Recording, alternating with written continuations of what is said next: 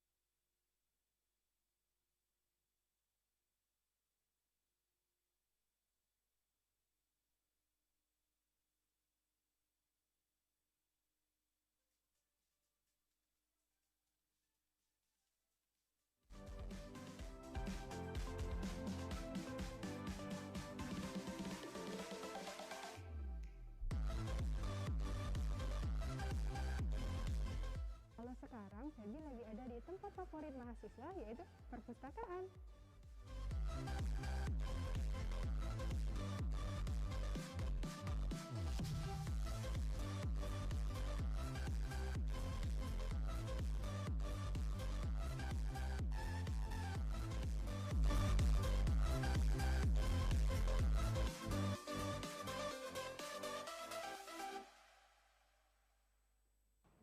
Nah, kalau ini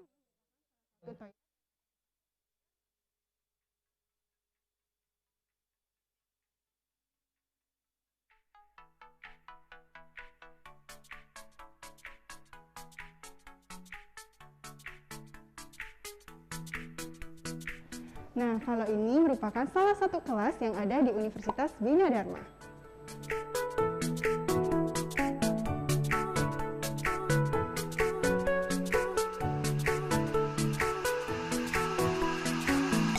Dan ini merupakan ruang Bina Dharma TV.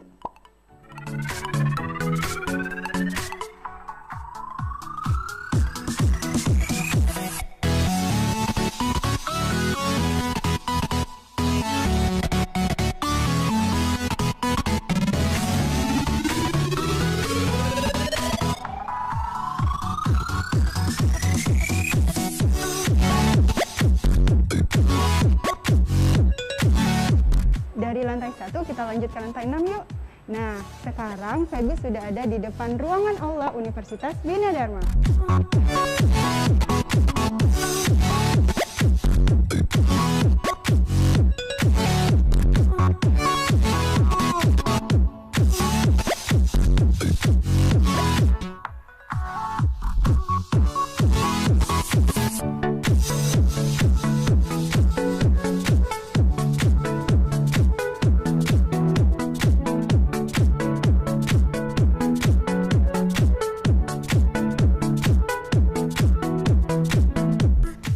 Nah, sekarang Feby lagi ada di lab multimedia lantai 7 kampus Bina Dharma.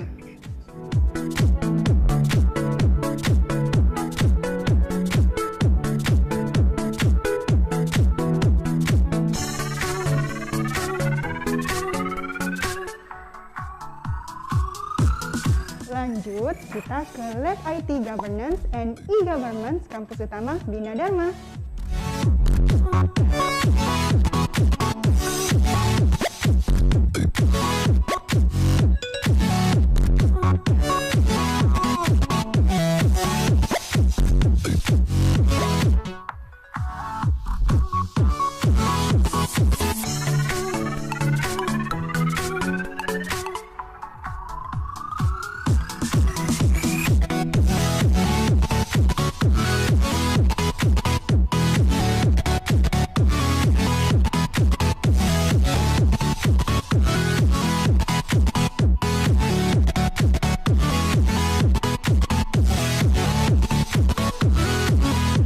Nah, geser dari kampus A, kita lagi ada di kampus B, tepatnya di Lab Bahasa.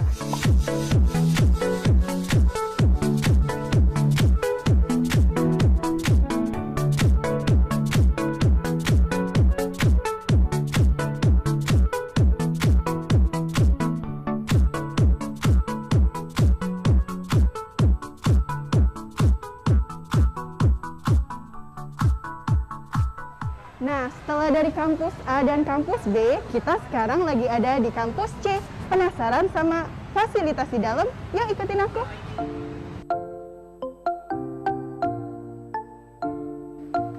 Nah, sekarang kita udah ada di lab teknik dan sekarang ini merupakan lab teknik industri. Yuk masuk.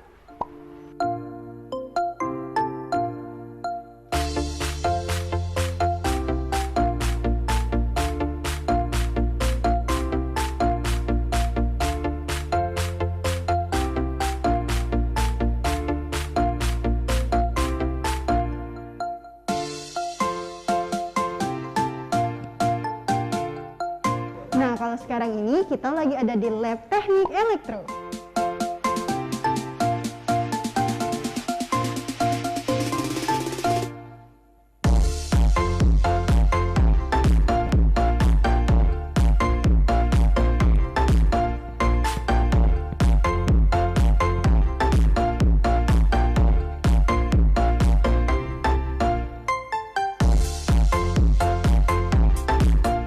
Nah, dan ini merupakan lab teknik sipil. Biasanya lab ini digunakan untuk anak teknik sipil untuk melakukan praktek kuliah.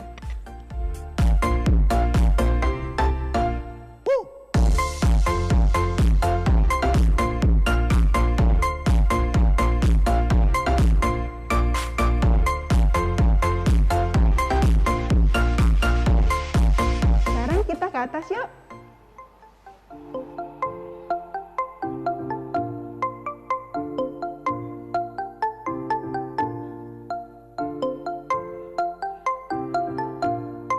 Nah, sekarang kita udah di depan ruangan lab jaringan komputer. Biasanya ruangan ini dipakai seluruh mahasiswa loh.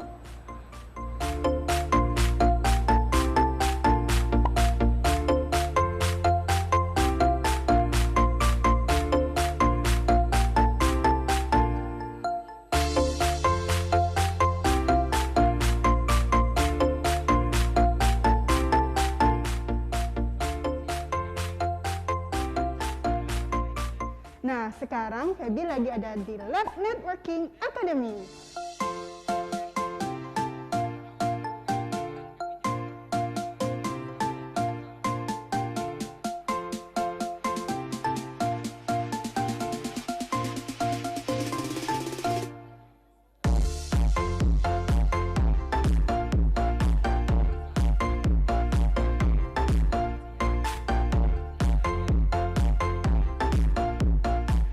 Sekarang Feby lagi ada di Lab Farsec. Nah, lab ini biasanya digunakan untuk yang berkaitan dengan networking, security, dan lain-lain.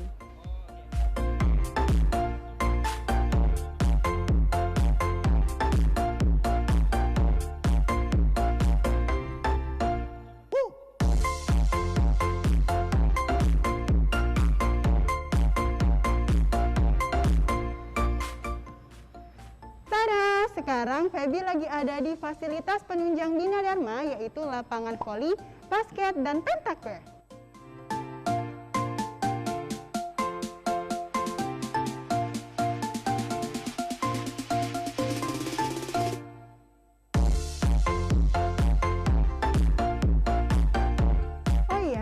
kita punya lapangan olahraga di kampus A, kita juga punya lab olahraga di kampus C. Nah, lab ini biasanya digunakan sebagai penunjang praktek mahasiswa olahraga.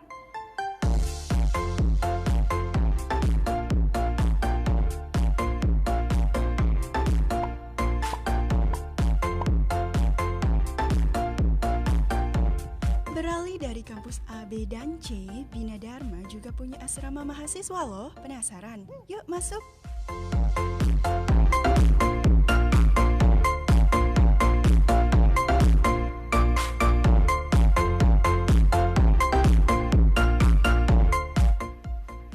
Nah, jadi Feby udah ada di salah satu kamar yang ada di asrama mahasiswa Bina Dharma.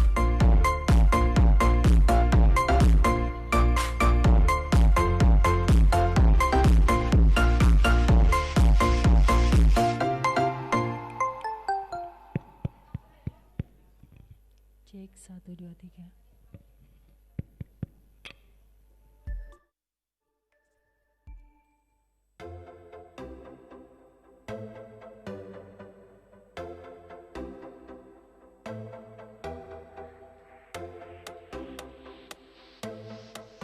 Universitas Bina Dharma adalah salah satu universitas swasta terbaik di Sumatera Selatan yang sudah terakreditasi B secara institusi. Visi Universitas Bina Dharma ingin menjadi universitas yang berstandar internasional dan berbasis teknologi informasi pada tahun 2025. Dalam waktu dekat, Universitas Bina Dharma akan mengikuti akreditasi internasional untuk 4 program studinya. Profil lulusan Universitas Bina Dharma, kami ingin menghasilkan lulusan yang mampu menjawab perkembangan zaman.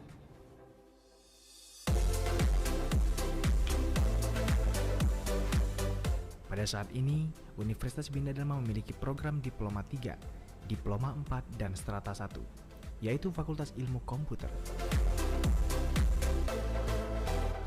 Fakultas Ekonomi dan Bisnis, Fakultas Teknik, Fakultas Psikologi, Fakultas Ilmu Komunikasi, Fakultas Keguruan Ilmu Pendidikan dan Bahasa, dan Fakultas Vokasi.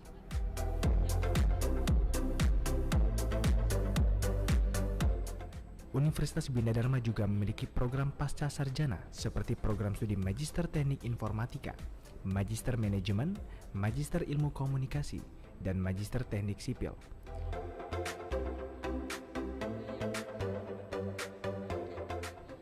Dalam hal peningkatan eksistensi, pada tahun 2018, Universitas Bina Dharma mendapatkan penghargaan tertinggi dalam bidang pendidikan, Prenexus Center of Excellence Award.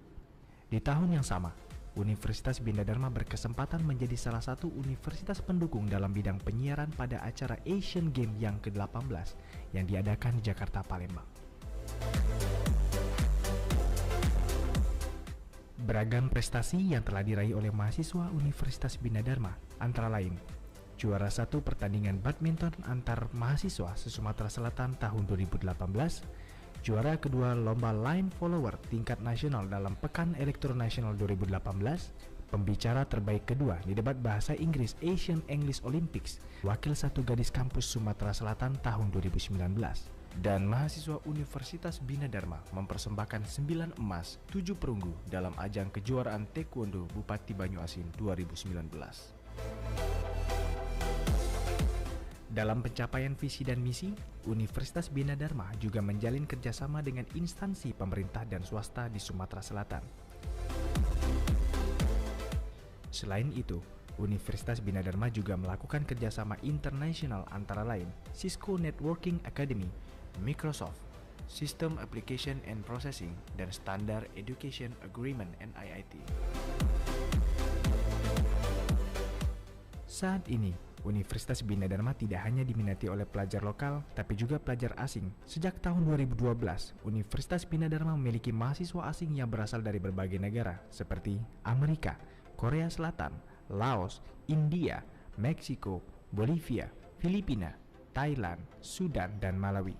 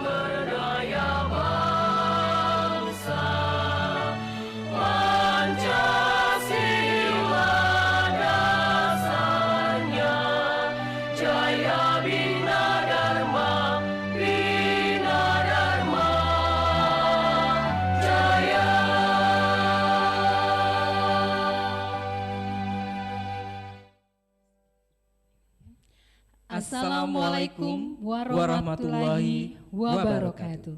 Selamat siang dan salam sejahtera untuk kita semua. Selamat datang dan selamat bergabung di Universitas Bina Dharma. Yang kami hormati Rektor Universitas Bina Dharma, Ibu Dr. Sunda Ariana, MPDMM, dan yang kami hormati Wakil Rektor Bidang Akademik, Riset, Teknologi, Inovasi, Kemahasiswaan, dan Alumni, Bapak Muhammad Isman Herdiansa, STMM, PhD, dan yang kami hormati Wakil Rektor Bidang Keuangan, Sarana Prasarana, Administrasi Umum, dan Organisasi, Ibu Rifa Aryani, SEAK, MPD. Dan juga yang kami hormati selaku pembicara pada hari ini, juga yang kami hormati Bapak Laksamana selaku pembicara pada hari ini, juga yang kami hormati Bapak Laksamana selaku pembicara pada hari ini, juga yang kami hormati Bapak Laksamana, dan juga Bapak Profesor Dr. Insinyur Masudi Wahyu Kiswar. Dan yang kami hormati juga seluruh Bapak Ibu Dekan, Ketua Program Studi dan seluruh dosen Universitas Bina Dharma, serta seluruh tamu undangan dan para mahasiswa baru Universitas Bina Dharma tahun akademik 2020-2021 yang kami banggakan.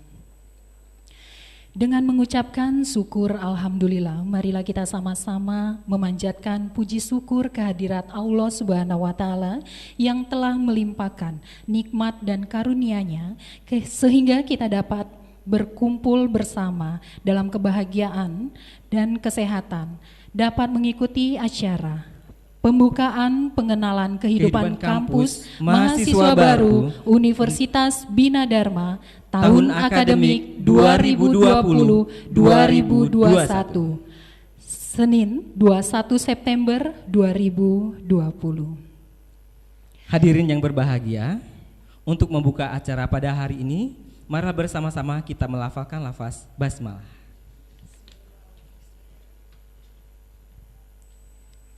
Menyanyikan lagu Indonesia Raya diikuti dengan mengheningkan cipta. Hadirin dimohon berdiri.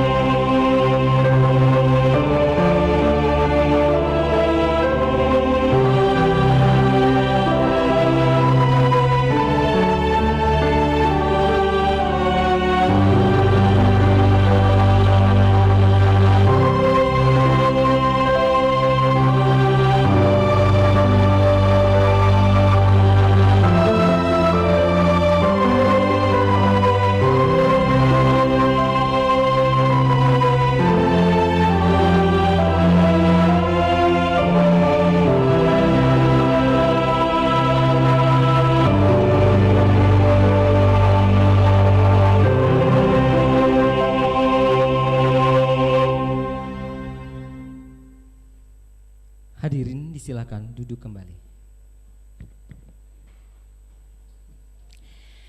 Kami menyampaikan terima kasih yang setinggi-tingginya kepada seluruh hadirin yang dengan penuh semangat menghadiri acara ini sekaligus berpartisipasi secara aktif dalam pembukaan PKKMB Universitas Bina Dharma dengan tema Implementasi Kampus Merdeka dalam upaya menyiapkan sumber daya manusia yang kompeten dan berkualitas di era new normal. Hadirin yang berbahagia, untuk hikmahnya acara pada hari ini, marilah kita berdoa. Berdoa akan dipimpin oleh Bapak Usman Effendi MKom.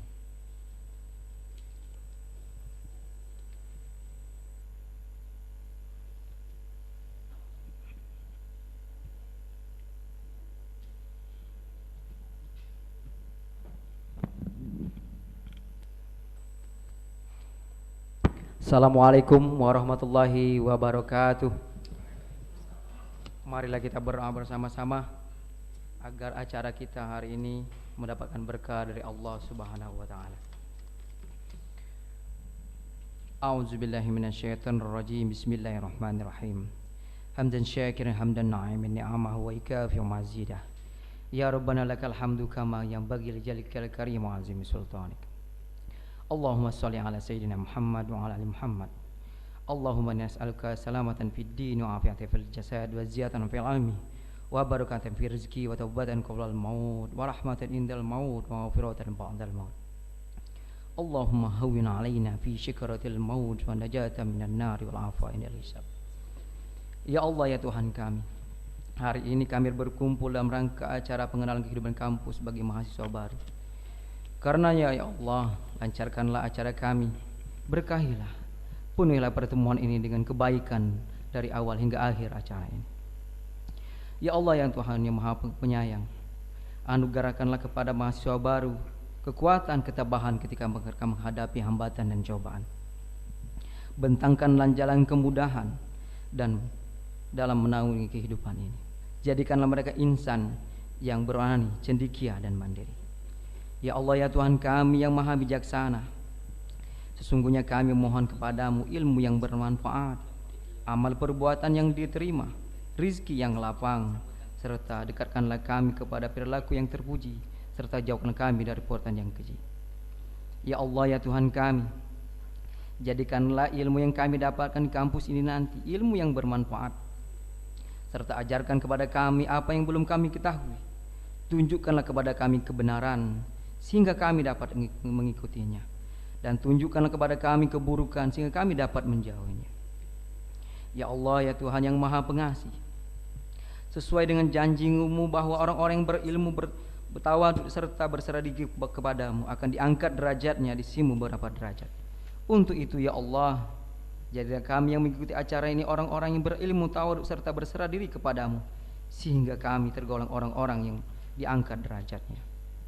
Rabbana zalamna anfusana wa illam taghfir lana wa tarhamna lanakunanna minal khasirin.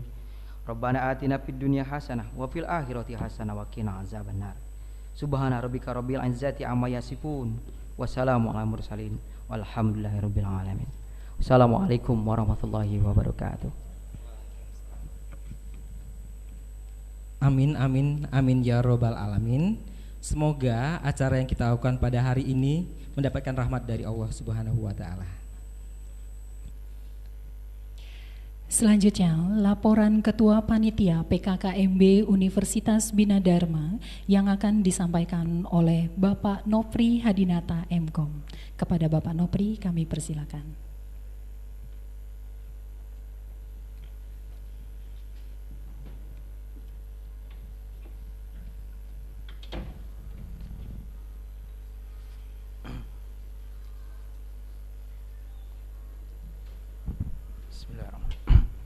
Assalamualaikum warahmatullahi wabarakatuh. Selamat pagi, salam sejahtera buat kita semua. Semoga kita selalu dalam lindungan Allah Subhanahu wa taala. Ya, yang saya hormati Ibu Rektor Universitas Bina Dharma, Bapak Wakil Rektor Universitas Bina Dharma, yang kami hormati Bapak Laksamana Madya TNI Dr. Amarullah Oktavian ST MSc DESD, Yang kami hormati Bapak Profesor Dr. Insinyur Marsudi Wahyudi Kisworo. Yang kami hormati Bapak Ibu Dekan dan Ketua Program Studi, serta anak-anak mahasiswa baru angkatan 2020-2021 yang kami sayangi. Puji dan syukur kehadiran Allah Subhanahu wa taala pada hari ini sehingga kita dapat berkumpul di tempat ini dengan rahmat dan juala. Izinkan pada hari ini kami melaporkan kegiatan pengenalan kehidupan kampus bagi mahasiswa baru tahun 2020-2021 Universitas Bina Dharma. Bapak Ibu, izinkan kami melaporkan peserta dalam kegiatan pada hari ini berjumlah 1.217 peserta. Acara ini dilaksanakan secara virtual melalui Zoom meeting dan YouTube channel Bina Dharma TV. Kegiatan PKKMB tahun ini mengusung tema implementasi kampus merdeka dalam upaya menyiapkan sumber daya manusia yang kompeten dan berkualitas di era new normal. Kegiatan ini dilaksanakan secara virtual. Jadi yang hadir secara fisik itu tidak lebih dari 10% dari jumlah kapasitas ruangan yang dipakai pada saat ini. Mungkin itu saja yang dapat saya laporkan. Lebih dan kurang saya mohon maaf. Saya akhiri dengan billahi taufik wal hidayah. Wassalamualaikum warahmatullahi wabarakatuh.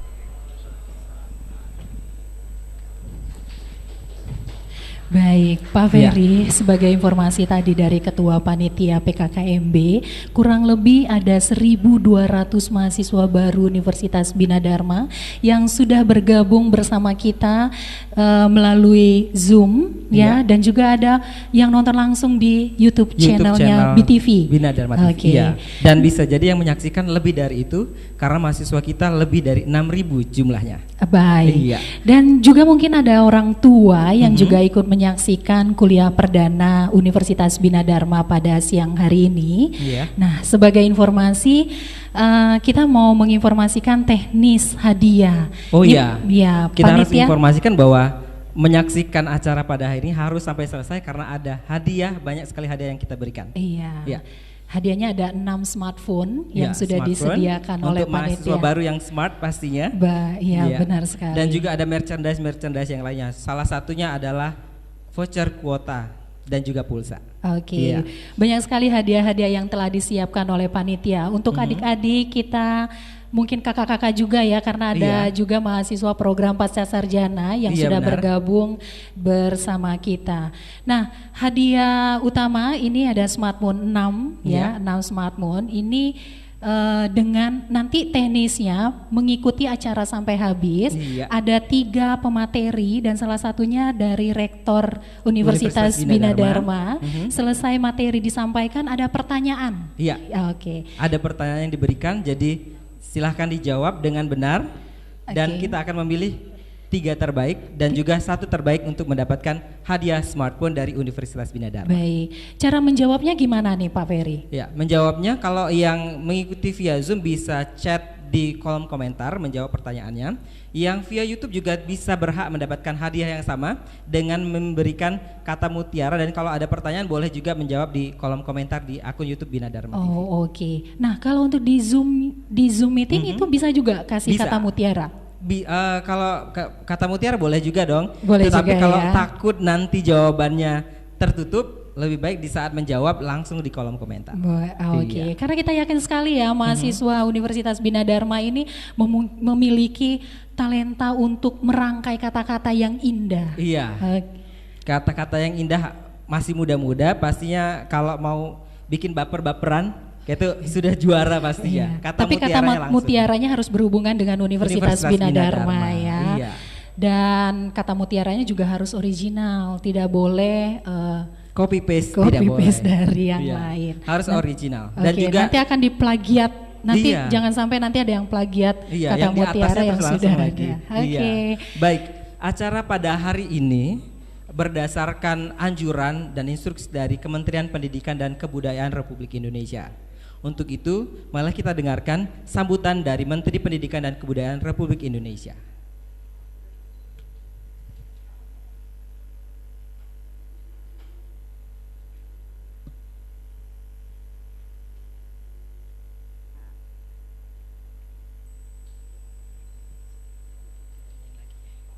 Salam sejahtera bagi kita semua.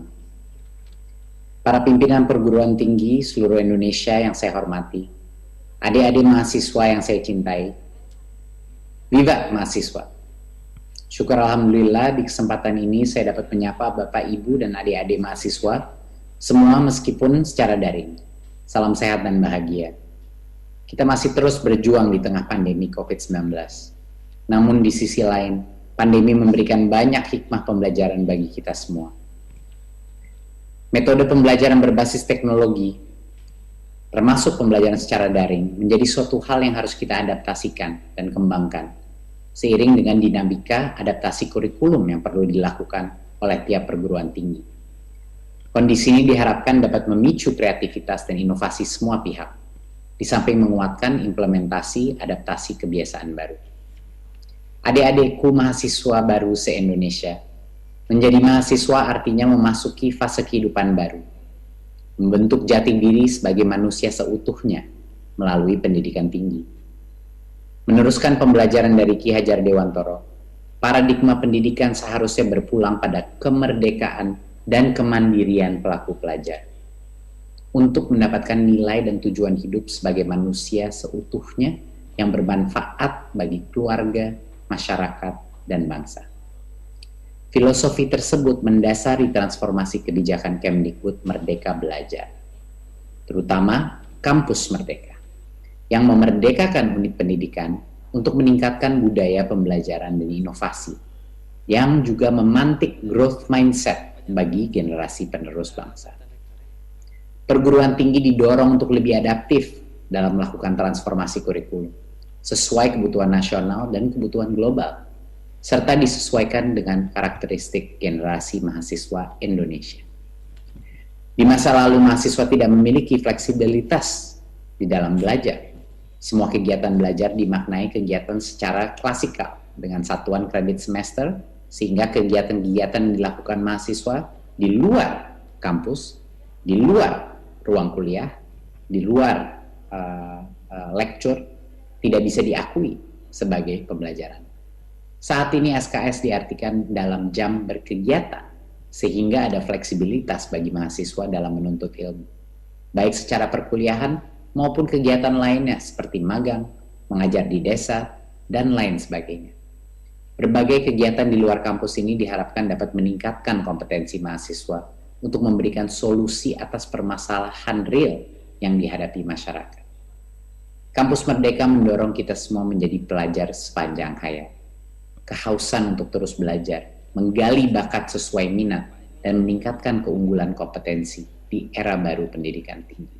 Era revolusi industri 4.0 dan society 5.0. Kreativitas dan inovasi bisa terpacu dengan gotong royong banyak pihak. Kompetensi kolaborasi dapat lebih diasah melalui berbagai macam program Kampus Merdeka. Adik-adik mahasiswa yang saya banggakan, pendidikan adalah kunci solusi atas krisis pembelajaran dan berbagai permasalahan yang dihadapi bangsa. Mahasiswa diharapkan menjadi agen perubahan dan penggerak untuk menghasilkan berbagai solusi untuk bangsa. Ubah paradigma belajar di perguruan tinggi menjadi kuliah untuk belajar. Belajar bagaimana bisa berkarya atau bekerja di berbagai bidang, bukan hanya sekedar kuliah untuk bekerja. Mari sama-sama belajar dan terus haus belajar untuk menjadi manusia yang bermanfaat. Selamat mengikuti program pengenalan kehidupan kampus mahasiswa baru. Selamat berkarya. Salam Kampus Merdeka. Terima kasih. Wassalamualaikum warahmatullahi wabarakatuh. Waalaikumsalam warahmatullahi wabarakatuh. Demikianlah tadi kata sambutan dari Menteri Pendidikan dan Kebudayaan Republik Indonesia. Iya, benar sekali. Ini Universitas Bina Dharma ini ya. juga benar sekali. Ini Universitas Bina Dharma ini juga benar sekali. Ini Universitas Bina Dharma ini juga.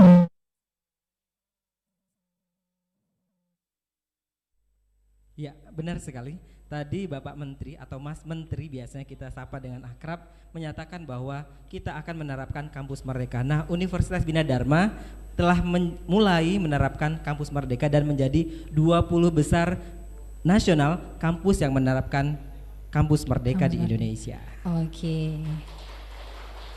Ya, turut bangga sekali menjadi bagian dari Universitas Bina Dharma yang dikenal secara nasional, bukan hanya Sumatera Selatan. Baik, berdasarkan pemeringkatan, Universitas Bina Dharma juga masuk di pemeringkat 138 nasional Kemendikbud ya pada klaster ketiga. Iya, dari sekian banyak universitas yang ada di klaster 3 nasional, kita menjadi peringkat di 138 nasional. Hebat sekali. Tepuk tangan dong buat Universitas Bina Dharma.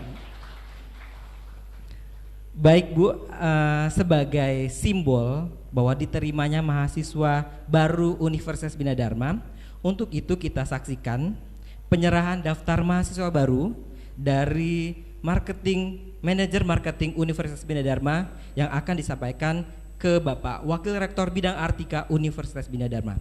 Kepada Bapak Muhammad Isman Herdiansah, STMM PhD, dan Ibu Koryani Widayanti MKom, disilakan.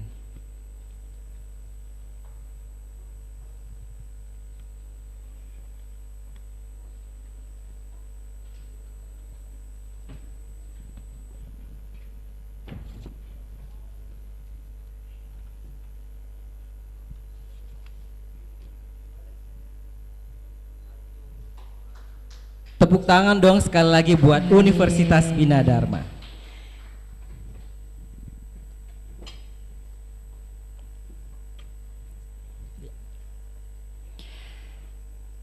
Hadirin yang berbahagia, selanjutnya kita dengarkan sambutan Rektor Universitas Bina Dharma yang sekaligus akan membuka acara PKKMB Universitas Bina Dharma tahun akademik 2020-2021. Kepada yang terhormat Ibu Dr. Sunda Aryana MPD MM, disilakan.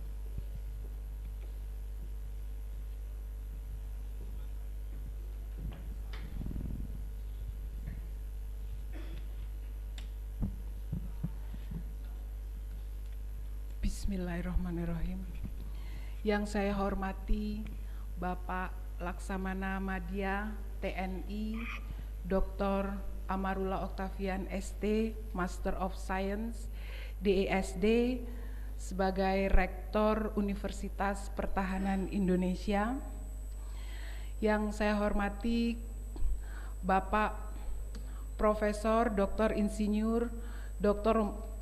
Marsudi Wahyu Kisworo, Komisaris Independen PT Telkom Terbuka, yang juga dosen Universitas Bina Dharma.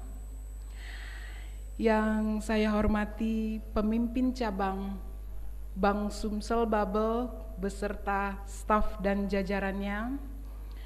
Yang saya hormati pemimpin telekomunikasi seluler beserta staf dan jajarannya. Yang saya hormati dan banggakan rekan dan kolega saya di Universitas Bina Dharma, Wakil Rektor, Dekan, Direktur, Ketua Program Studi, dosen dan karyawan Universitas Bina Dharma. Dan tentu saja yang saya cintai dan sayangi, mahasiswa baru tahun akademik 2020-2021. Assalamualaikum warahmatullahi wabarakatuh. Salam sejahtera bagi kita semua. Pertama, mari kita memanjatkan puji syukur kehadirat Allah Subhanahu wa Ta'ala, karena atas rahmat dan nikmatnya kita semua dapat berkumpul mengikuti kegiatan pengenalan kehidupan kampus bagi mahasiswa baru Universitas Bina Dharma pada tahun akademik 2020-2021, walaupun masih dalam keadaan pandemi COVID-19. Pandemi COVID-19 ini tidak menyurutkan Universitas Bina Dharma untuk melaksanakan pengenalan kehidupan kampus bagi mahasiswa baru, karena kita masih bisa berjumpa walau melalui daring. Semoga kita semua selalu sehat dan dalam lindungannya. Hadirin yang saya muliakan, hari ini Universitas Bina Dharma melaksanakan pengenalan kehidupan kampus bagi mahasiswa baru yang terdiri dari mahasiswa program pasca sarjana, sarjana, dan juga diploma. Mahasiswa yang saya cintai, Universitas Bina Dharma berada di ibu kota Sumatera Selatan, sebuah posisi geografis yang sangat strategis. Letak yang sangat strategis seperti ini memungkinkan Universitas Bina Dharma tumbuh dan berkembang menjadi universitas besar. Besar dalam kapasitas untuk dapat berkontribusi mencerdaskan anak bangsa dengan terus meningkatkan sarana, prasarana, dan tentu saja sumber daya manusia. Universitas ini dibangun dengan kemauan dan kerja keras dengan semua pihak, dengan saling mendukung untuk saling memperkuat komponen lain yang masih dipandang lemah. Keinginan untuk melakukan perbaikan secara berkelanjutan terus akan dilakukan dengan menanamkan budaya pride, yang arti sebenarnya adalah bangga, namun juga merupakan akronim.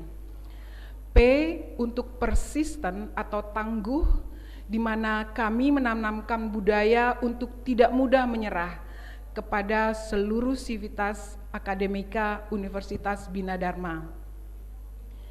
R untuk responsif atau tanggap. Kami juga menanamkan kebiasaan agar warga Universitas Bina Dharma menjadi manusia yang tanggap dan cepat merespon kejadian yang terjadi di lingkungan sekitar. I untuk inovatif, budaya yang selalu mencari terobosan dan hal-hal baru akan menjadi kebiasaan yang ditanamkan di Universitas Bina Dharma. D untuk disiplin, budaya ini adalah suatu kebiasaan untuk selalu mengelola waktu dengan tepat. Budaya disiplin harus tumbuh subur di Universitas Bina Dharma. Dan yang terakhir, E untuk efektif dan efisien. Semua pekerjaan harus dilakukan secara efektif dan efisien. Itulah budaya yang akan ditanamkan kepada anak-anakku mahasiswa Universitas Bina Dharma. Dan semoga budaya pride menjadi budaya mutu yang akan membawa kita semua menuju kesuksesan. Hadirin yang saya muliakan, Universitas Bina Dharma mempunyai visi menjadi universitas yang berstandar internasional dan berbasis teknologi informasi dengan misi menghasilkan sarjana yang cerdas, profesional, dan berkarakter. Oleh karena itu, hadapilah perkuliahan secara cerdas dengan menjaga standar akademis yang tinggi. Universitas Bina Dharma sangat mendukung kampus Merdeka, Merdeka Belajar seperti yang disampaikan Bapak Menteri di awal pembukaan pengenalan kehidupan kampus bagi mahasiswa baru, di mana kampus Merdeka Belajar sudah dicanangkan oleh Direktorat Jenderal Pendidikan Tinggi Kementerian Pendidikan dan Kebudayaan Republik Indonesia beberapa waktu yang lalu. Dan alhamdulillah, Universitas Bina Dharma memenangkan hibah program kurikulum Merdeka Belajar Kampus Merdeka, di mana sebanyak 8 program studi dari 10 proposal yang diajukan mendapatkan hibah program Merdeka Belajar Kampus Merdeka. Selain hibah Merdeka Belajar Kampus Merdeka, Universitas Bina Dharma juga dipercaya untuk melaksanakan program Permata Sakti atau yang dikenal dengan pertukaran mahasiswa tanah air nasional sistem alih kredit. Dalam program Permata Sakti ini, UBD akan mengirimkan 26 mahasiswa keluar dan akan menerima 97 mahasiswa dari 16 perguruan tinggi swasta yang ada di Indonesia. Yang pertama adalah Universitas Ahmad Dahlan, Universitas Amikom Jogja, Universitas Muhammadiyah Magelang, Universitas Macung, Universitas Hang Tuah Surabaya, Universitas Islam Nahdlatul Ulama Jepara, Universitas Kanjuruhan Malang, Universitas Muhammadiyah Kendari, Universitas Muhammadiyah Palangkaraya, Universitas PGRI Madiun, Universitas Tikubang Semarang, Universitas Wijaya Petra, Universitas Islam Darul Ulum Lamongan, Setie Perbanas Surabaya, STKIP PGRI Sumeneb, dan STEMIK Widya Pratama Pekalongan. Semoga jumlah perguruan tinggi yang bekerja sama dengan Universitas Bina Dharma dalam program Permata Sakti dapat terus bertambah. Dengan perhatian dari pemerintah, dalam hal ini Direktorat Jenderal Perguruan Tinggi, Universitas Bina Dharma akan terus berusaha maksimal memperbaiki diri dengan terus belajar dan berbagi dengan perguruan-perguruan tinggi di Indonesia dan juga internasional.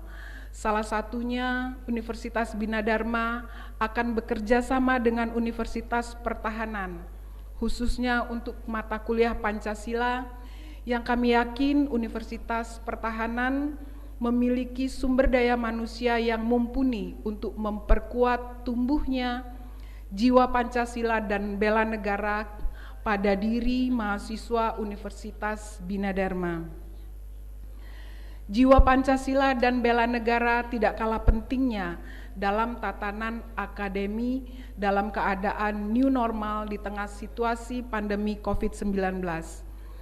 Sesuai tema kita hari ini, implementasi Kampus Merdeka dalam upaya menyiapkan sumber daya manusia yang kompeten dan berkualitas di era new normal.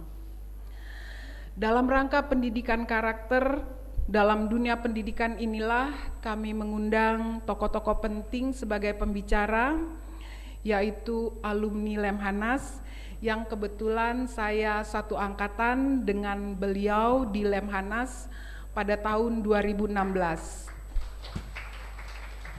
Saat ini beliau sebagai Rektor Universitas Pertahanan Indonesia, yaitu Bapak Laksamana Madya TNI Dr. Amarullah Oktavian.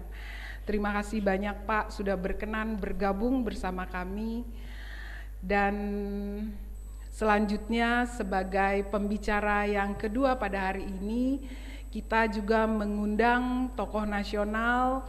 Beliau adalah Komisaris Independen PT Telekomunikasi Indonesia Terbuka yang alhamdulillah beliau juga dosen Universitas Bina Dharma, yaitu Bapak Profesor Dr. Insinyur Marsudi Wahyu Kisworo. Kita semua patut berbangga hati di hari ini dengan kepiawaian dua tokoh penting nasional Indonesia ini. Mahasiswa yang saya cintai, untuk itu perkenankanlah saya mengucapkan terima kasih kepada semua pihak yang telah menyukseskan acara kuliah perdana ini. Semoga Allah Subhanahu wa Ta'ala senantiasa meridhoi usaha kita. Untuk mahasiswa yang saya cintai, sekali lagi saya berpesan agar saudara mengikuti perkuliahan di Universitas Bina Dharma dengan baik, sehingga setelah lulus nanti saudara siap menjadi pemimpin di masa depan. Learn today, gain tomorrow. Selamat datang calon pemimpin bangsa di Kampus Bina Dharma Bermutu. Sebelum saya mengakhiri sambutan, izinkan saya mengenalkan yel-yel Universitas Bina Dharma. Kalau saya bilang Bina Dharma, saya mau kalian semua di ruangan ini maupun yang mengikuti via Zoom dan YouTube sama-sama berteriak bermutu. Kita coba ya. Jadi kalau saya bilang Bina Dharma, balas dengan bermutu. Bina Dharma. Bermutu. Bina Dharma. Bermutu. Bina Dharma. Bermutu.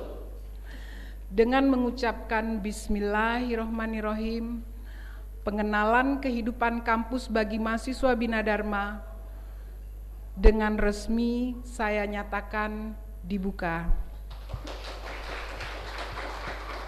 Wabillahi taufik wal hidayah. Wassalamualaikum warahmatullahi wabarakatuh. Waalaikumsalam warahmatullahi wabarakatuh. Mungkin Ibu Rektor tetap di tempat karena nanti kita akan ada pertanyaan ya, bagi-bagi handphone. Ini setuju sekali ya yang dibilang oleh Ibu Rektor, Universitas Bina Dharma bermutu dengan budaya mutu, Universitas Bina Dharma Pride. Iya, nah, Pride. Apa kepanjangannya nanti ya?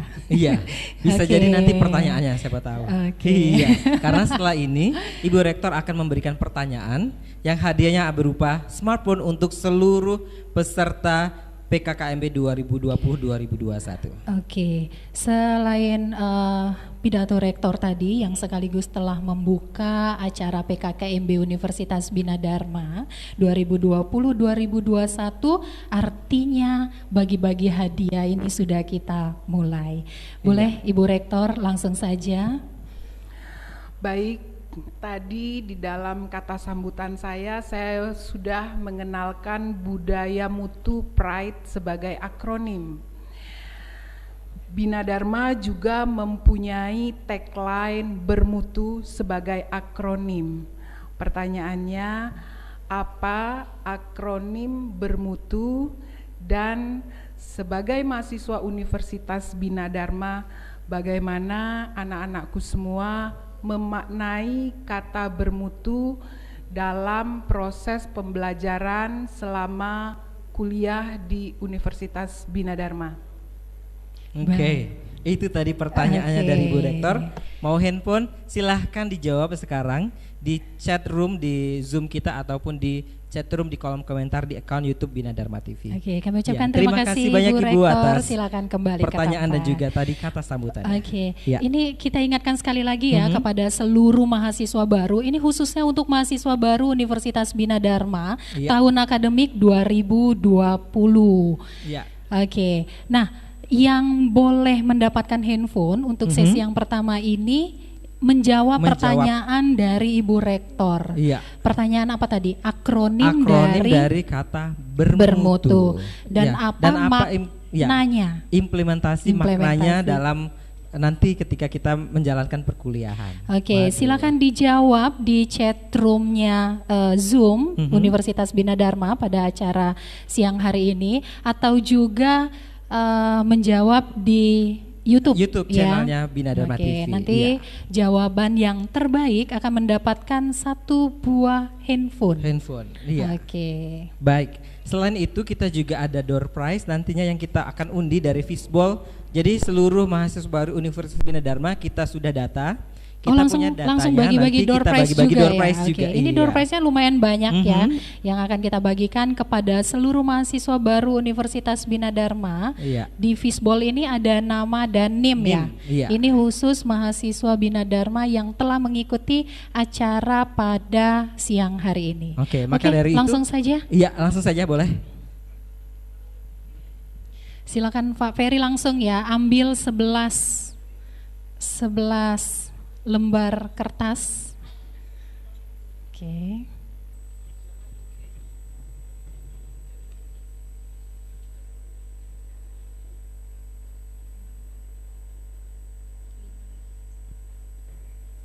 Baik, kami telah mengambil 11 nama mahasiswa baru yang berhak mendapatkan door prize yang telah disiapkan oleh panitia. Oke, untuk itu makanya harus mengikuti sampai akhir. Ini baru awalan. Nanti kita akan dapatkan door prize yang selanjutnya. Oke, langsung saja ya kita sebutkan namanya. Silakan Pak Ferry. Yang pertama. Oke. NIM-nya 2017-23P atas nama Intan Diadira. Oke, dan yang kedua NIM 215100044 atas nama Serly. Selanjutnya NIM 2017-10038 atas nama Fajri Prima Sabdaroji. Dan yang berikutnya NIM 21510101 atas nama Wahyudi.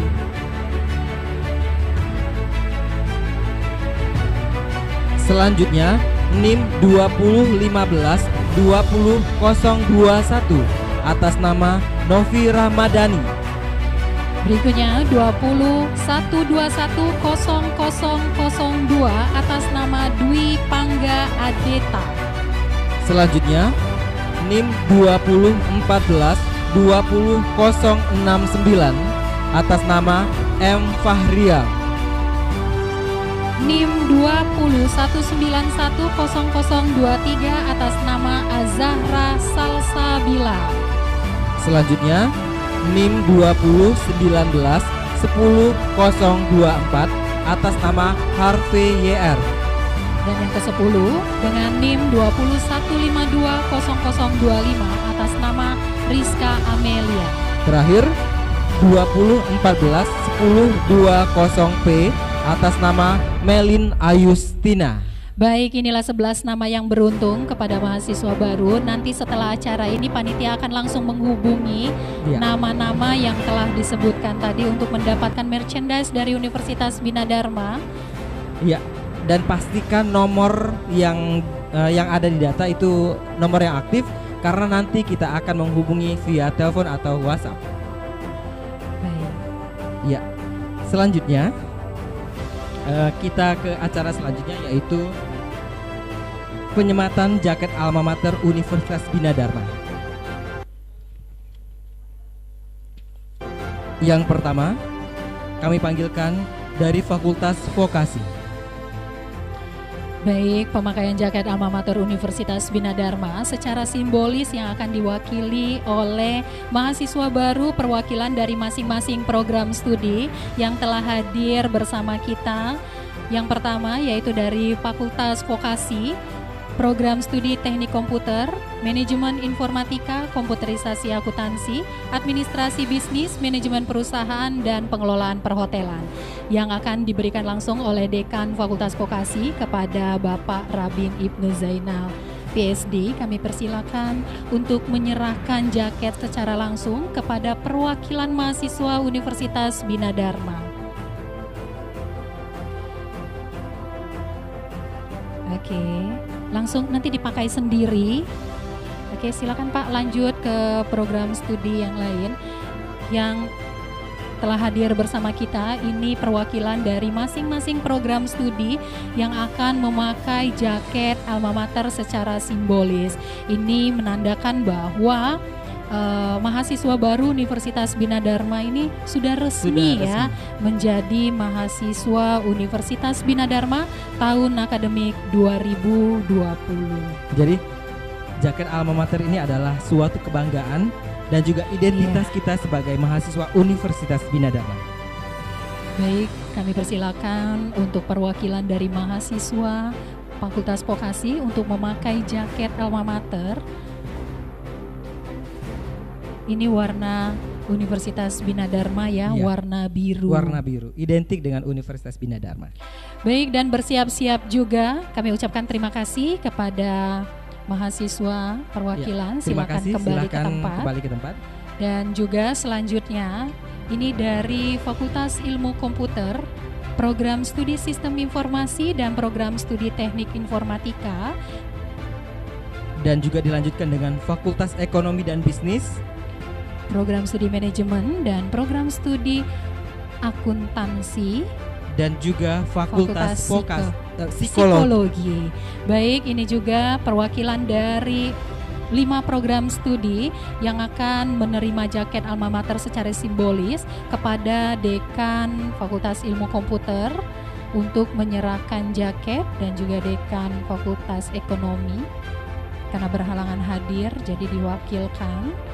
Juga Dekan Fakultas Psikologi untuk menyerahkan jaket alma mater kepada perwakilan masing-masing mahasiswa di program studi.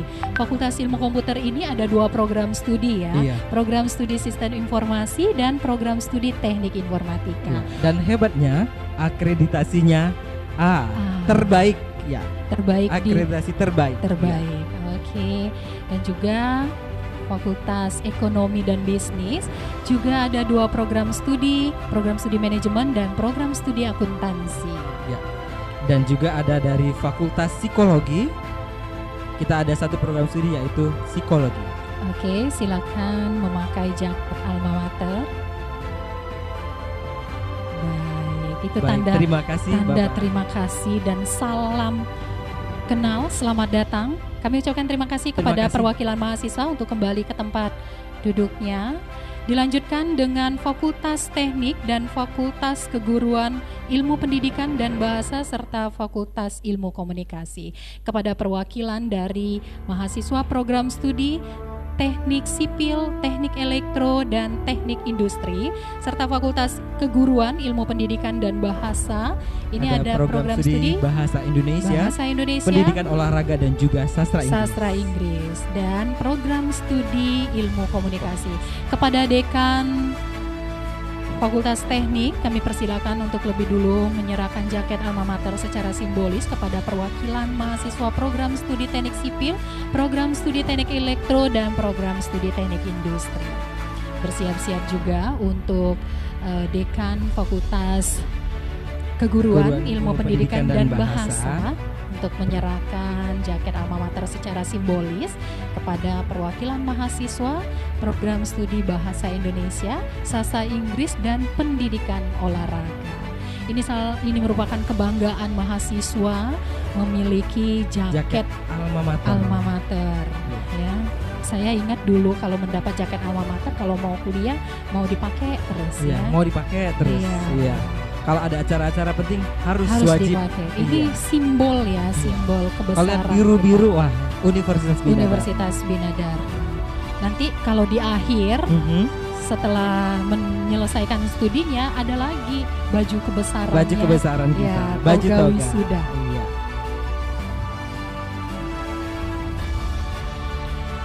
Baik, langsung saja kepada perwakilan untuk memakai jaket alma maternya. Ya, informasi juga buat kita semua bahwa kita ketahui bahwa seluruh program studi di Universitas Bina Dharma ini semuanya sudah terakreditasi. Iya, dan terbaik pastinya. Dan juga di sini sudah ada program studi ilmu komunikasi dan juga yang lainnya. Yang ilmu komunikasi ini juga terakreditasi A. Oke, terima kasih kami ucapkan. Terima kasih Bapak Ibu kepada perwakilan program studi. Dan selanjutnya yang terakhir perwakilan dari program Pasca Sarjana, program studi Magister Manajemen, program studi Magister Teknik Informatika, Magister Teknik Sipil, dan Magister Ilmu Komunikasi. Oke, kepada Direktur Program Pasca Sarjana untuk memberikan langsung jaket alma mater kepada perwakilan dari mahasiswa program Pasca Sarjana. Universitas Bina Dharma ini memiliki program Pasca Sarjana Strata 2 ya, yang rencananya ke depan kita akan memiliki program doktor. Iya. Kita berdoa bersama ya, semoga selalu ada pengembangan di Universitas Bina Dharma. Dan kedepannya kita juga ada 1 program studi baru lagi di program Pasca Sarjana, Magister Pendidikan Olahraga. Iya. Ini salah satu bentuk keseriusan Universitas Bina Dharma dalam mengembangkan pendidikan. Iya. Dan yang pastinya alumni Universitas Bina Dharma bersiap untuk lanjut kuliah lagi di Universitas Bina Dharma.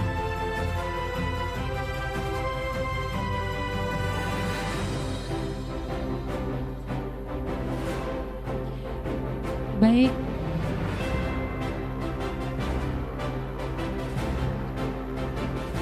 Baik, kami ucapkan terima kasih kepada perwakilan mahasiswa untuk kembali ke tempat. Ini kalau sudah memakai jaket alma mater kelihatannya benar-benar mahasiswa ya. Iya. Enggak lagi anak SMA. Jadi ya, bukan lagi anak SMA, bukan lagi yang mencari-cari tempat kuliah, tapi sudah sah menjadi mahasiswa baru. Kalau menjadi mahasiswa kuliahnya ini sudah berseragam bebas ya. Iya. Enggak lagi berseragam berpakaian bebas, tidak lagi berseragam. Karena pandemi Covid makin bebas lagi. Mungkin ada yang pakai baju tidur. Oke. Demikianlah penyerahan jaket alma mater yang telah diserahkan langsung oleh para dekan di Universitas Bina Dharma kepada seluruh perwakilan. Ya, seluruh perwakilan program studi sudah baik. Oke. Iya, sudah tampil tadi, masing-masing perwakilan program studi sudah ada.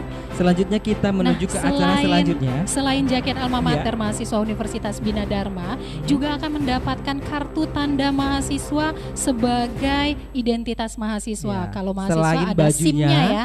ada SIM-nya, ada kartu atau KTP-nya sebagai mahasiswa Universitas Bina Dharma yang disebut dengan kartu tanda mahasiswa atau KTM. Nah, ini dan secara simbolis juga akan diserahkan langsung oleh pimpinan Bank Sumsel Babel cabang Kertapati kepada mahasiswa Universitas Bina Dharma yang akan diwakili oleh Saudari Robiatul Adawiyah dengan NIM 21210022.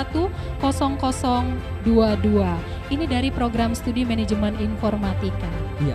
Baik, kepada perwakilan dan kepada pimpinan Bank Sumsel Babel cabang Kertapati untuk Ibu Nirwana. Ibu Nirwana untuk menyerahkan secara simbolis kartu tanda mahasiswa Universitas Bina Dharma tahun akademik 2020. Iya. Sebagai informasi juga, kartu tanda mahasiswa atau KTM Universitas Bina Dharma ini cukup sakti karena bukan cuma identitas tapi juga bisa digunakan untuk ATM. Pembayaran kuliah juga bisa. Iya, bisa. Ya. Oke. Untuk jajan juga bisa, tinggal gesek. Tinggal tapi gesek, minimal saja. 100 Iya. jajan. Oke, inilah salah satu kemudahan yang diberikan Universitas Bina Dharma bekerja sama dengan Bank Sumsel Babel. Jadi seluruh pembayaran nanti bisa lebih mudah hanya melalui ATM Bank Sumsel Babel. Terima kasih Ibu Nirwana. Sebagai informasi, Saudari Robiatul Adawiyah ini merupakan atlet Anggar Sumatera Selatan ya. Ini juga penerima beasiswa karena prestasi yang dimiliki oleh Robiatul. Inilah salah satu bentuk keseriusan Universitas Bina Dharma dalam mendukung pendidikan anak-anak muda yang berprestasi. Jadi kalau adik-adik yang memiliki prestasi baik baik akademik atau non akademik, ini akan mendapatkan beasiswa atau apresiasi dari Universitas Bina Dharma. Semoga menjadi pemacu buat adik-adik semua mahasiswa baru Universitas Bina Dharma untuk selalu berprestasi. Kalau berprestasi akan ada benefit-benefit khusus untuk seluruh mahasiswa Universitas Bina Dharma yang berprestasi. Jadi banyak sekali support ya yang diberikan oleh Universitas Bina Dharma kepada mahasiswa yang berprestasi. Jadi untuk mahasiswa baru, mulai dari sekarang tingkatkan prestasinya untuk mendapatkan apresiasi-apresiasi yang sudah disiapkan oleh Universitas Bina Dharma. Banyak sekali yang harus bisa dilakukan untuk mendapatkan prestasi yang akhirnya harus dilaporkan ke Universitas Bina Dharma. Kalau kita sudah mendapatkan laporannya, pasti akan ada benefit yang diberikan oleh Universitas Bina Dharma. Betul sekali. Baik, selanjutnya udah bagi-bagi hadiah, penyerahan dan kita lanjutkan dengan pembacaan janji siswa yang akan disampaikan langsung oleh Saudara Andre Pangabian dari program studi pendidikan olahraga, diikuti oleh seluruh mahasiswa baru.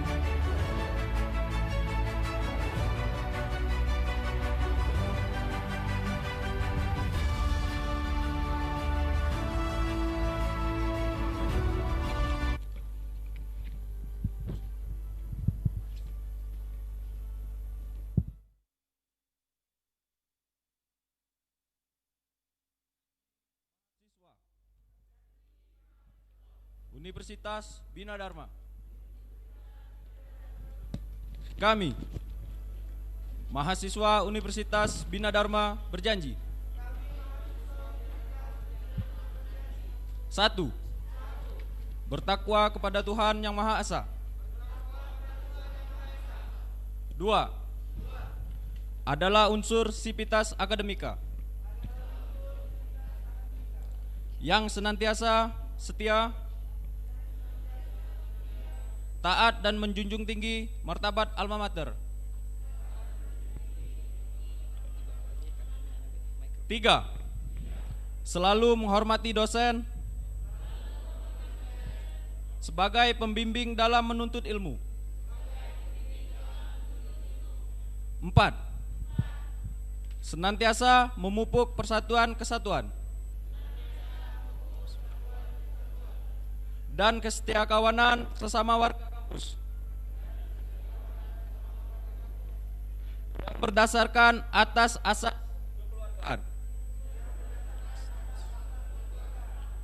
5. Dalam melaksanakan tugas belajar selalu bekerja rajin, jujur, berdisiplin dan bertanggung jawab. Baik, terima kasih. Hadirin yang berbahagia, kita sampai pada acara berikutnya, yaitu penyampaian materi yang pertama. Telah hadir bersama kita narasumber yang akan memberikan materi dengan tema pembinaan kesadaran bela negara, kehidupan berbangsa dan bernegara. Oke.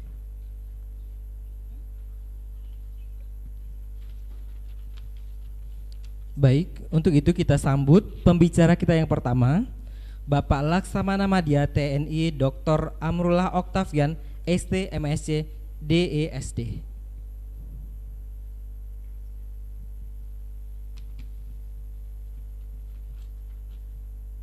Baik, sambil menunggu kita mau bacakan dulu kurikulum vitae atau data dari pembicara kita yang pertama. Pembicara kita yang pertama ini adalah seorang TNI,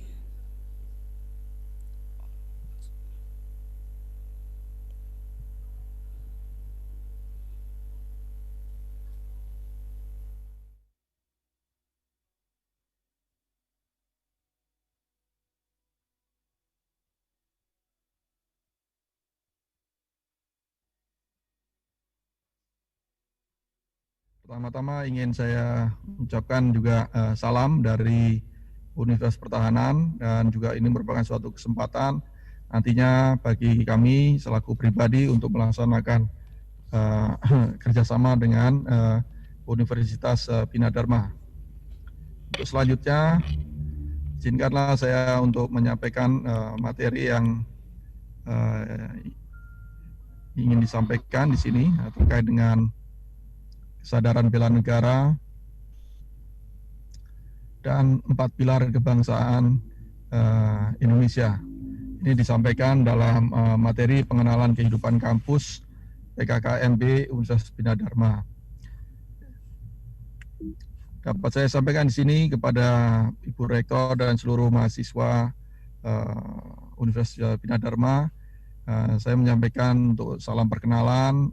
Saya adalah Amrullah Oktavian, saya Rektor Universitas Pertahanan. Pendidikan umum saya S1 di Sekolah Tinggi Teknologi Angkatan Laut, S2 di Universitas Paris, Prancis, S3 saya di Universitas Indonesia. Kemudian saya Lemhanas bersama-sama dengan Ibu Rektor, Ibu Sunda. Kemudian pendidikan militer saya adalah lulusan Akabri tahun 1988, Akabri Laut. Kemudian saya bertugas di magang di kapal induk Perancis dari tahun 91 sampai dengan 92. Saya mengikuti pendidikan spesialisasi anti kapal selam. Kemudian saya juga mengikuti pendidikan di Royal Australian Navy. Kemudian saya juga sekolah di Belanda, di Amerika, dan di beberapa negara lainnya. Untuk penugasan saya pernah menjadi komandan kapal perang, komandan gugus gladi Yuda, komandan puslat operasi laut, dan komandan pangkalan di Sangatta di Kalimantan Timur. Kemudian saya sebelum bertugas sebagai rektor, saya adalah komandan Sesko. Ini adalah sedikit pengenalan saya.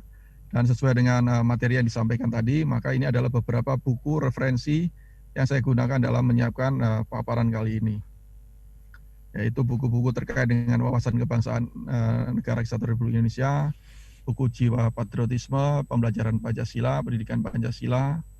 Kemudian ini adalah buku-buku terkait dengan nasionalisme, patriotisme, dan pembentukan karakter dan pemberdayaan.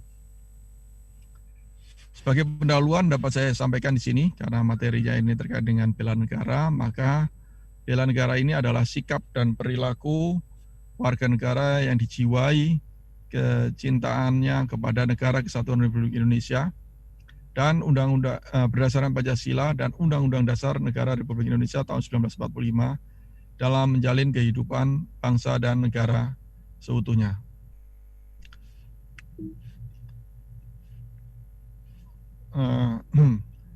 Untuk proses penanaman nilai-nilai bela negara ini sendiri berlangsung terus-menerus dengan pendekatan model pendidikan yang sistematis dan terstruktur melalui psycho-pedagogical development, socio-cultural development, dan socio-political intervention. Nah, ini dengan mulai tahapan-tahapan dari mengenali jati diri, memahami wawasan kebangsaan, memahami wawasan Nusantara, dan menanamkan nilai-nilai bela negara. Nah, ini adalah tahapan-tahapan di mana para mahasiswa sekarang sebagai kelompok intelektual di Indonesia ini lebih memahami jati dirinya. Siapa jati diri sebagai mahasiswa Indonesia, mahasiswa Bina Dharma, sebagai pemuda Indonesia yang memiliki semangat kebangsaan. Sehingga di sini perlu penanaman wawasan-wawasan kebangsaan, wawasan Nusantara, dan saatnya sekarang adalah penanaman nantinya nilai-nilai bela negara.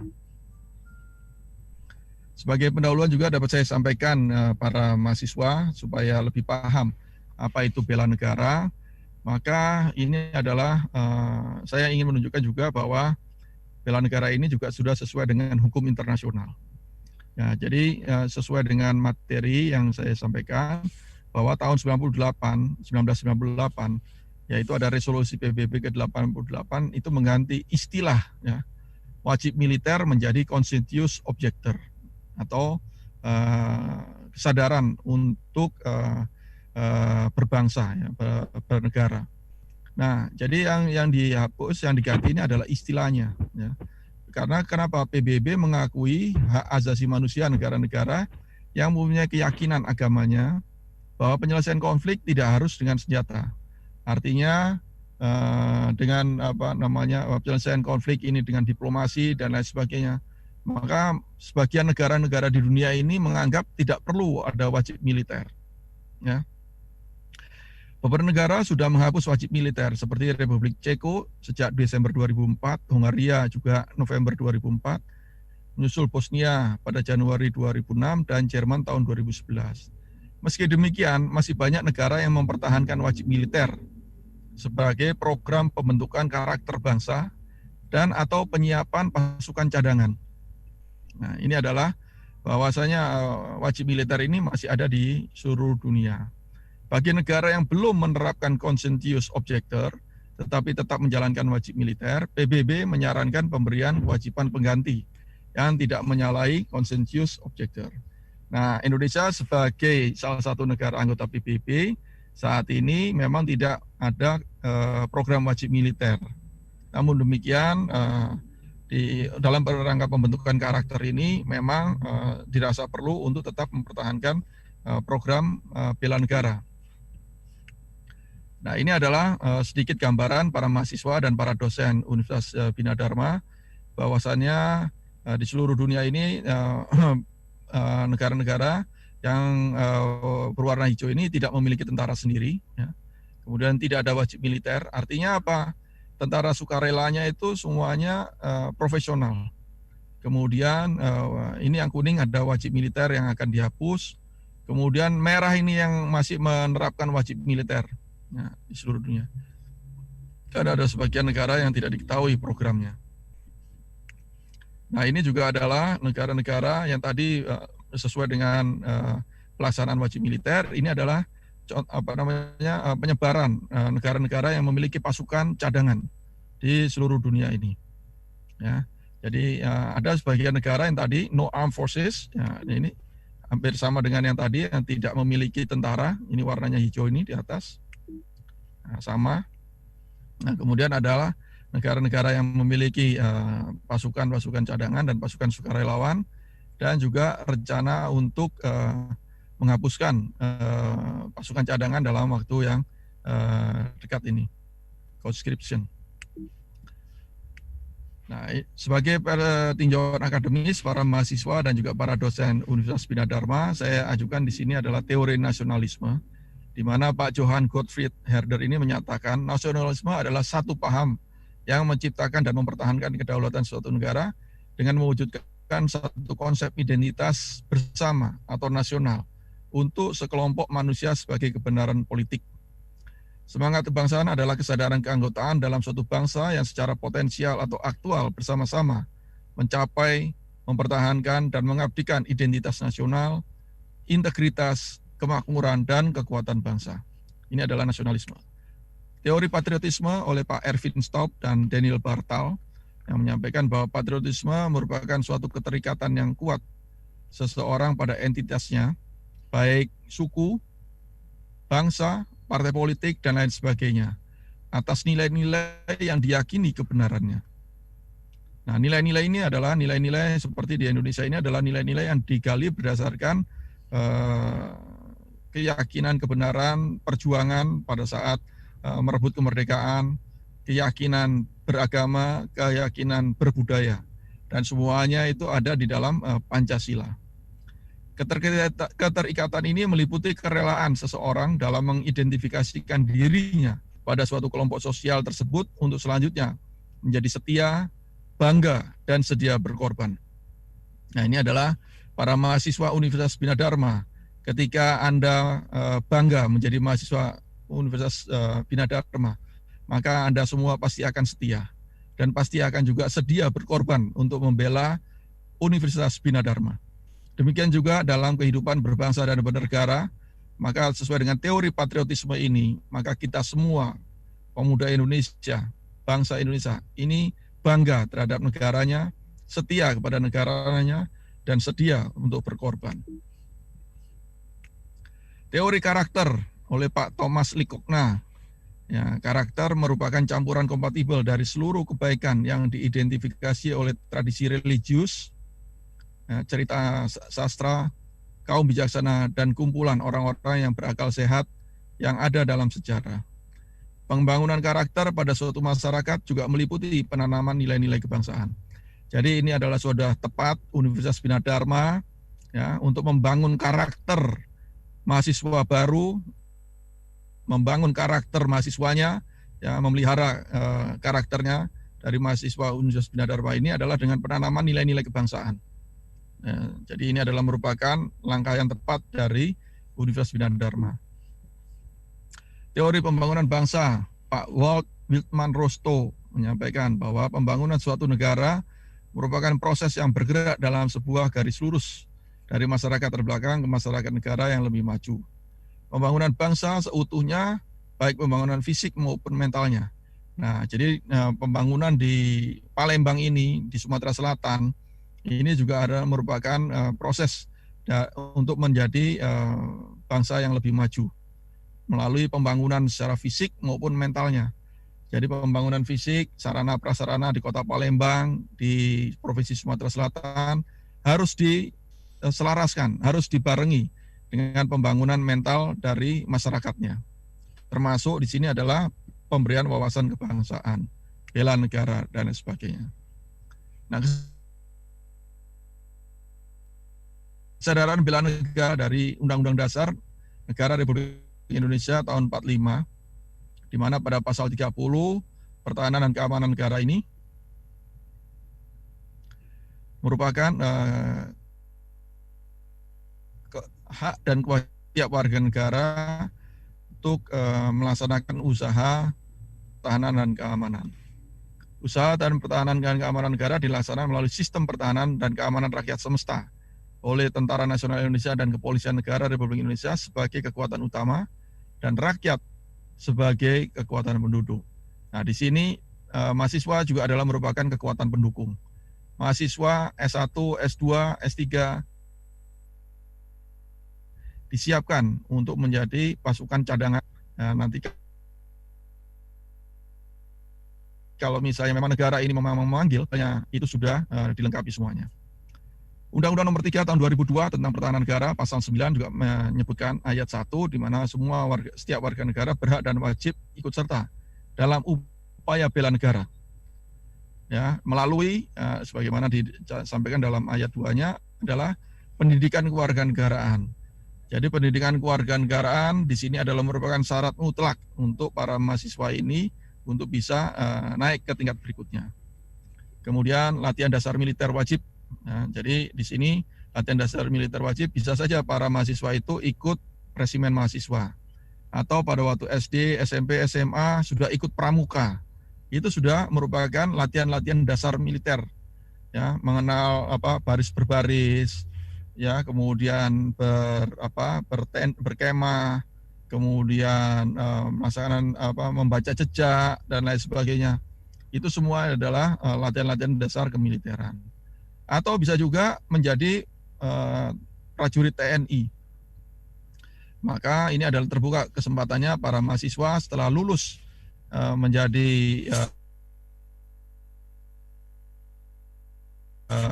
bisa mendaftar ke TNI untuk menjadi prajurit. Atau warga negara dalam upaya bela negara ini adalah sesuai profesinya. Jadi kalau nanti para mahasiswa ini memang betul-betul mendalami bidang teknik, bidang hukum, dan lain sebagainya, harus betul-betul memahami dan menjiwai bahwa semuanya itu ditujukan untuk kesejahteraan bangsa dan untuk memberikan kewajiban kepada negara agar pemerintahan lebih baik dan masyarakat lebih sejahtera. Dasar hukum berikutnya para mahasiswa yaitu Undang-Undang Nomor 23 Tahun 2019 tentang pengelolaan sumber daya nasional untuk pertahanan negara. Nah, ini sama seperti yang tadi, lebih dikuatkan lagi bahwa ayat 1 sampai dengan 5 ini juga sama seperti yang tadi disampaikan di dalam Undang-Undang Nomor 3 Tahun 2002 tentang pertahanan negara. Namun di ayat 5 ini para mahasiswa, ini pelatihan dasar kemiliteran secara wajib diberlakukan kepada calon komponen cadangan yang telah memenuhi persyaratan. Artinya melalui Undang-Undang 23 Tahun 2019 ini sudah ada payung hukumnya untuk melaksanakan pembentukan komponen cadangan membantu TNI. Nah, ini misalnya saat ini dalam rangka menghadapi pandemi COVID sudah mulai dipertimbangkan bagaimana pentingnya untuk membentuk komponen cadangan ini untuk menghadapi COVID. Misalnya sekarang komponen cadangan untuk membantu masyarakat menangani korban COVID, untuk sekarang merawat korban-korban COVID dan lain sebagainya. Ini ternyata juga membutuhkan kemampuan yang tinggi di dalam melaksanakan tugas-tugas tersebut. Sementara pasal 7-nya ini adalah bela negara melalui pendidikan kewarganegaraan, pembinaan kesadaran bela negara, dan penanaman nilai-nilai dasar bela negara. Sedikit saya sampaikan di sini para mahasiswa dan para dosen Universitas Bina Dharma terkait dengan sistem pertahanan negara yang mengintegrasikan pertahanan militer dan pertahanan nirmiliter melalui usaha membangun kekuatan dan kemampuan pertahanan negara yang kuat dan disegani serta memiliki daya tangkal yang tinggi. Apabila kita perhatikan gambar di sebelah kiri ini para mahasiswa, maka kita akan melihat bahwa ancaman yang paling utama di sini ini ada tiga macam, yaitu ancaman militer dan ancaman non militer. Di mana gabungan keduanya ini bisa menjadi ancaman hibrida yang bentuknya nyata dan belum nyata. Ini yang harus dipahami skema ini dulu para mahasiswa, karena kita semua jangan sampai rancu dengan terminologi non militer dan nirmiliter. Jadi kalau ancamannya itu non militer, sementara pertahanannya di atas ini yang namanya nirmiliter. Nah, ini adalah yang skema yang sekarang berlaku, ada pertahanan militer dan pertahanan non militer. Di mana pertahanan militer ini adalah fisik, sementara yang nirmiliter ini non fisik. Ya, seperti sekarang menghadapi pandemi COVID-19. Ini termasuk ancaman non militer.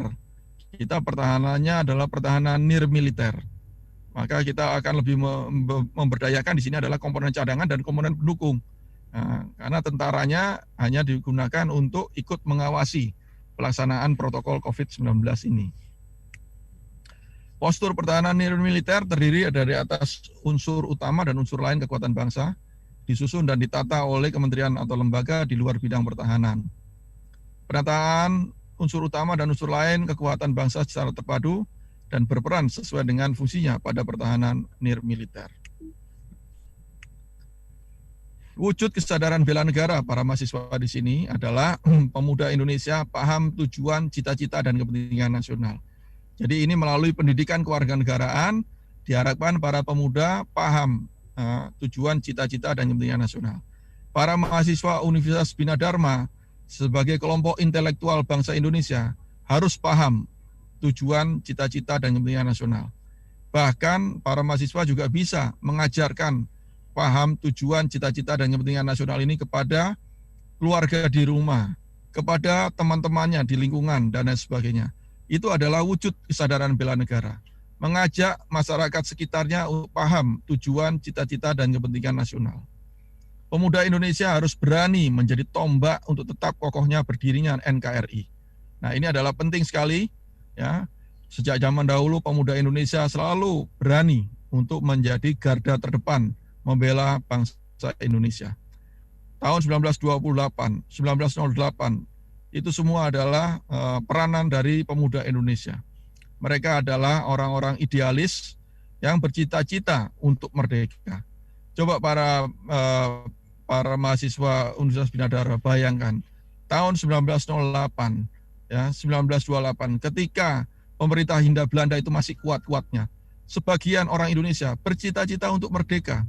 Ya, suatu cita-cita yang dianggap mustahil saat itu. Nah,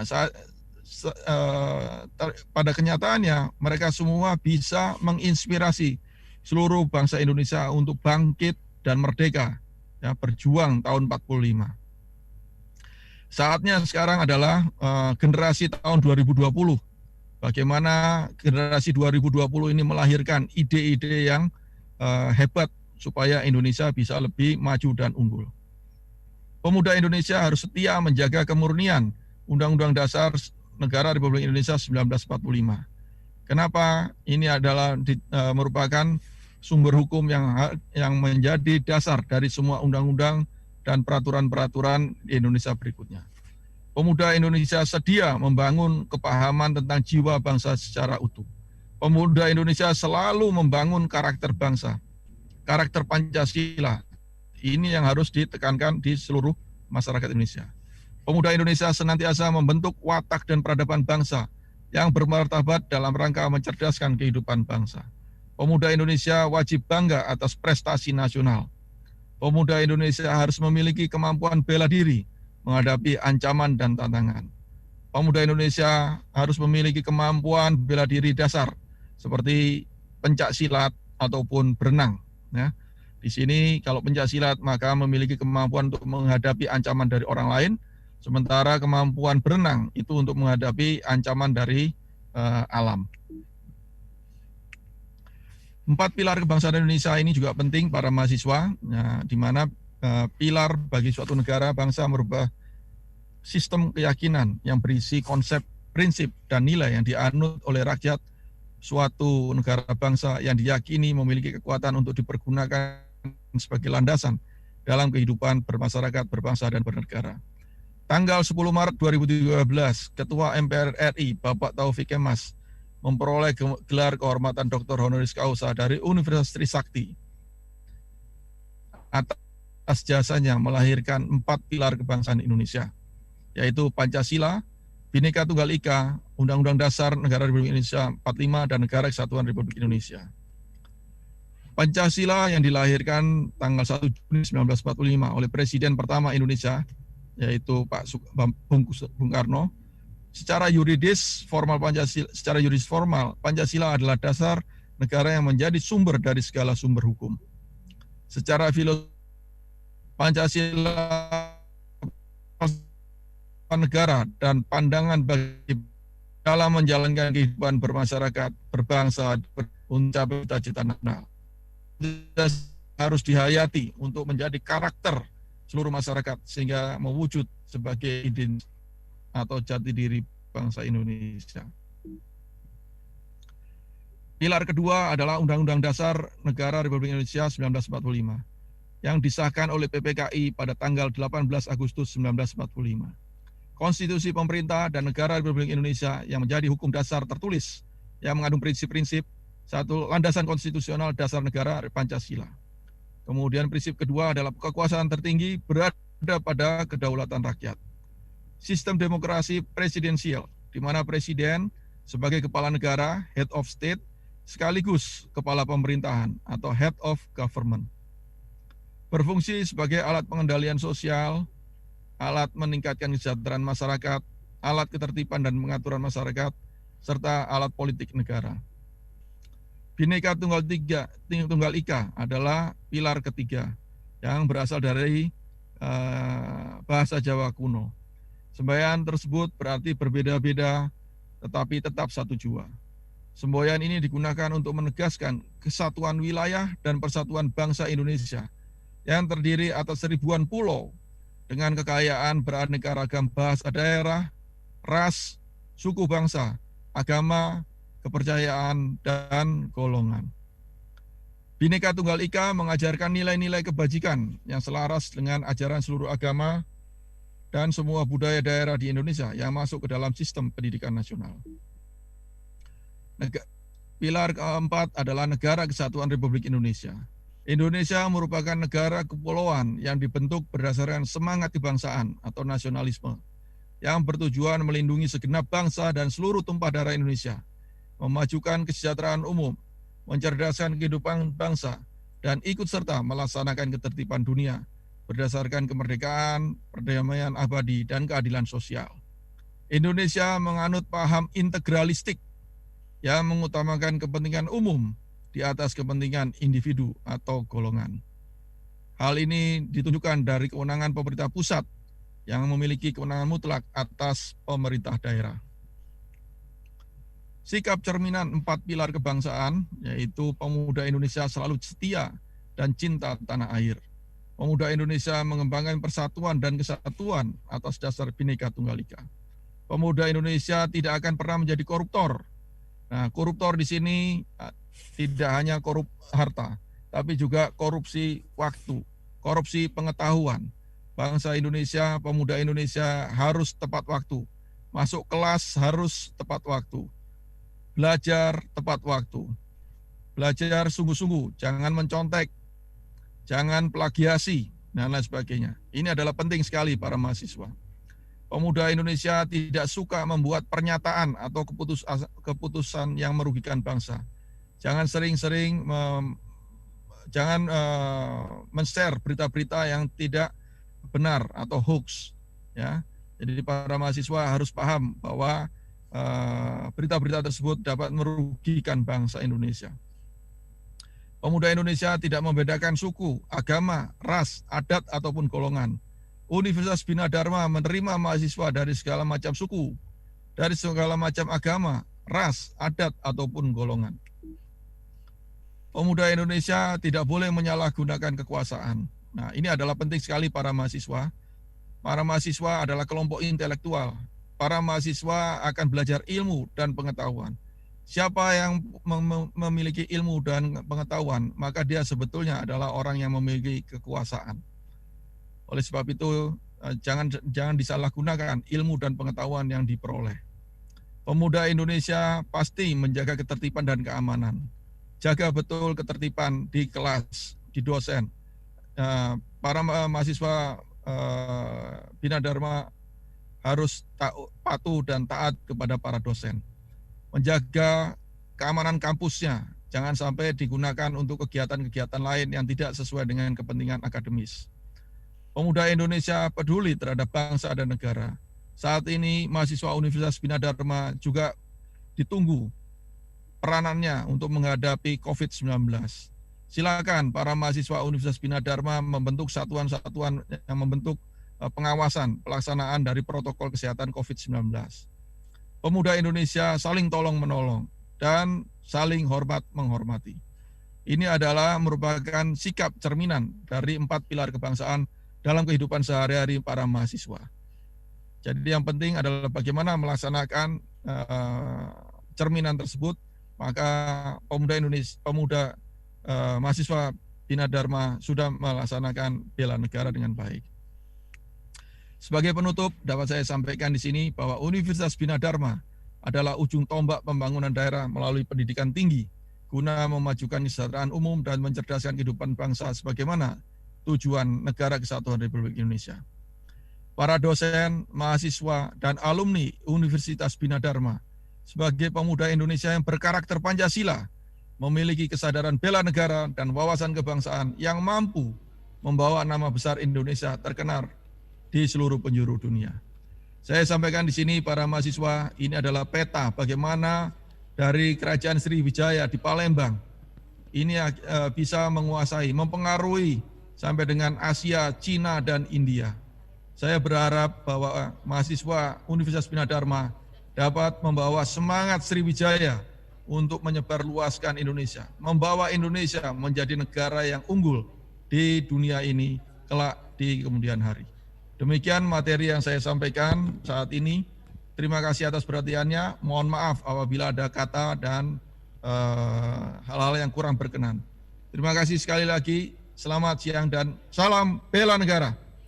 Baik, terima kasih kepada Bapak Amrullah yang telah memaparkan materi.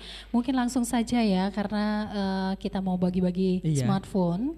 Langsung saja mungkin dari Bapak Amrullah untuk memberikan satu pertanyaan kepada mahasiswa. Untuk memberikan satu pertanyaan.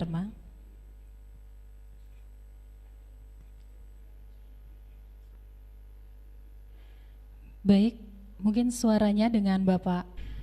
Baik, mungkin suaranya dengan Bapak. Baik, mungkin suaranya dengan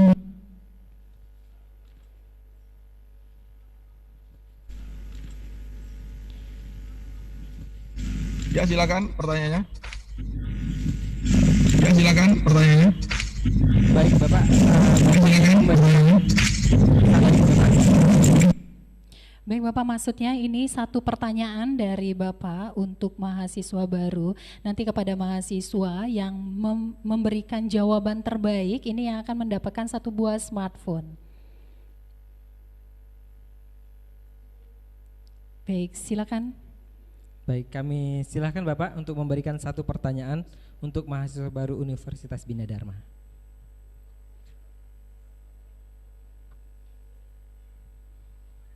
Sekarang adalah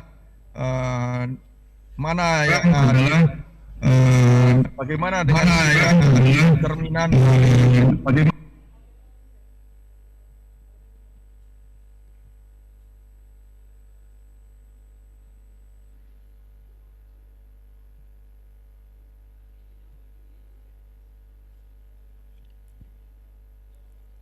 Baik Bapak, satu pertanyaan saja, nanti mahasiswa baru Universitas Bina Dharma akan menjawab via chat room di Zoom dan juga di YouTube. Ya, nanti di akhir apakah acara, ada yang menjawab? Iya Bapak. Bagaimana pembawa acara? Iya, kami mohon Bapak memberikan satu pertanyaan untuk mahasiswa Universitas Bina Dharma. Nanti sebutkan salah satu dari sikap cerminan bela negara atau 4 pilar kebangsaan. Baik, itu sudah. Ada 19 yang sudah angkat tangan ini pembawa acara. Mohon maaf Bapak, nanti jawabannya akan silakan disampaikan. Dipilih siapa pembawa acara, siapa yang memilih pembawa acara? Oke, nanti jawabannya akan kita pilih via chat room Pak di akhir acara. Ya, nanti kita kirimkan jawabannya ke Bapak. Nanti Bapak yang memilihkan yang terbaik dari jawaban yang kita pilihkan. Ayo para mahasiswa Universitas Bina Dharma yang cerdas-cerdas, silakan dijawab. Baik Bapak, kami informasikan sekali lagi satu pertanyaan yang telah diberikan, nanti mahasiswa baru akan menjawab langsung via chat room, dan jawaban yang terbaik nanti akan kami kirimkan kepada Bapak untuk memilih salah satu jawaban yang terbaik untuk mendapatkan satu buah hadiah. Ini banyak yang menjawab, ini pembawa acara betul semuanya, ini gimana ini milihnya ini? Baik Bapak, berarti mahasiswa Universitas Bina Dharma memang mahasiswa yang cerdas. Nanti kami akan mengirimkan 10 jawaban, nanti Bapak bisa memilih yang paling baik dari yang kami pilihkan. Baik, karena ini kata Bapak ini semua jawaban mahasiswa ini baik semua, ini buat tugas Bapak lah bikin pusing untuk memilih salah satu jawaban yang terbaik. Banyak yang menjawab dengan uraian-uraian yang bagus ini. Okay. Saya membaca di ruang chat ini. Iya. Baik Bapak, nanti kita akan kirimkan jawaban-jawaban terbaik, 10 jawaban terbaik. Nanti kita meminta Bapak untuk memberikan satu yang paling baik dari jawaban-jawaban yang terbaik. Terima kasih Bapak. Baik, kami ucapkan terima kasih kepada Bapak Amrullah tadi dari hasil. Bagaimana pembawa acara? Saya tidak dengar apa-apa di sini. Jawabannya mahasiswa? Enggak dengar. Jawabannya dijawab melalui chat room Zoom, Pak. Oke. Baik, terima kasih Bapak. Di sela-sela kesibukan Bapak yang banyak sekali, Bapak telah menyempatkan waktunya untuk memberikan materi kepada mahasiswa baru Universitas Bina Dharma dalam acara PKKMB Universitas Bina Dharma tahun akademik 2020-2021. Betul sekali. Kita sambil lanjut, nanti kita berikan jawabannya pastinya di akhir acara. Kita sambil lanjut ke acara yang selanjutnya nih Bu. Oke. Iya. Akan ada door prize lagi nantinya pastinya kan.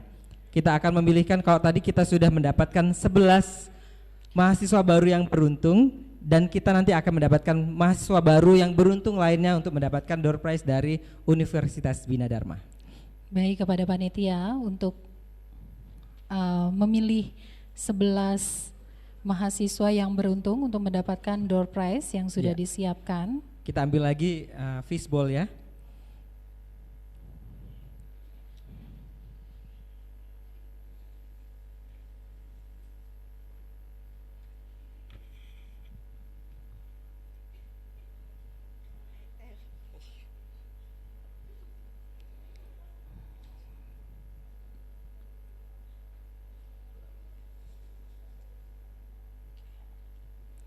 Baik, di sini kita akan membacakan 11 mahasiswa yang beruntung untuk mendapatkan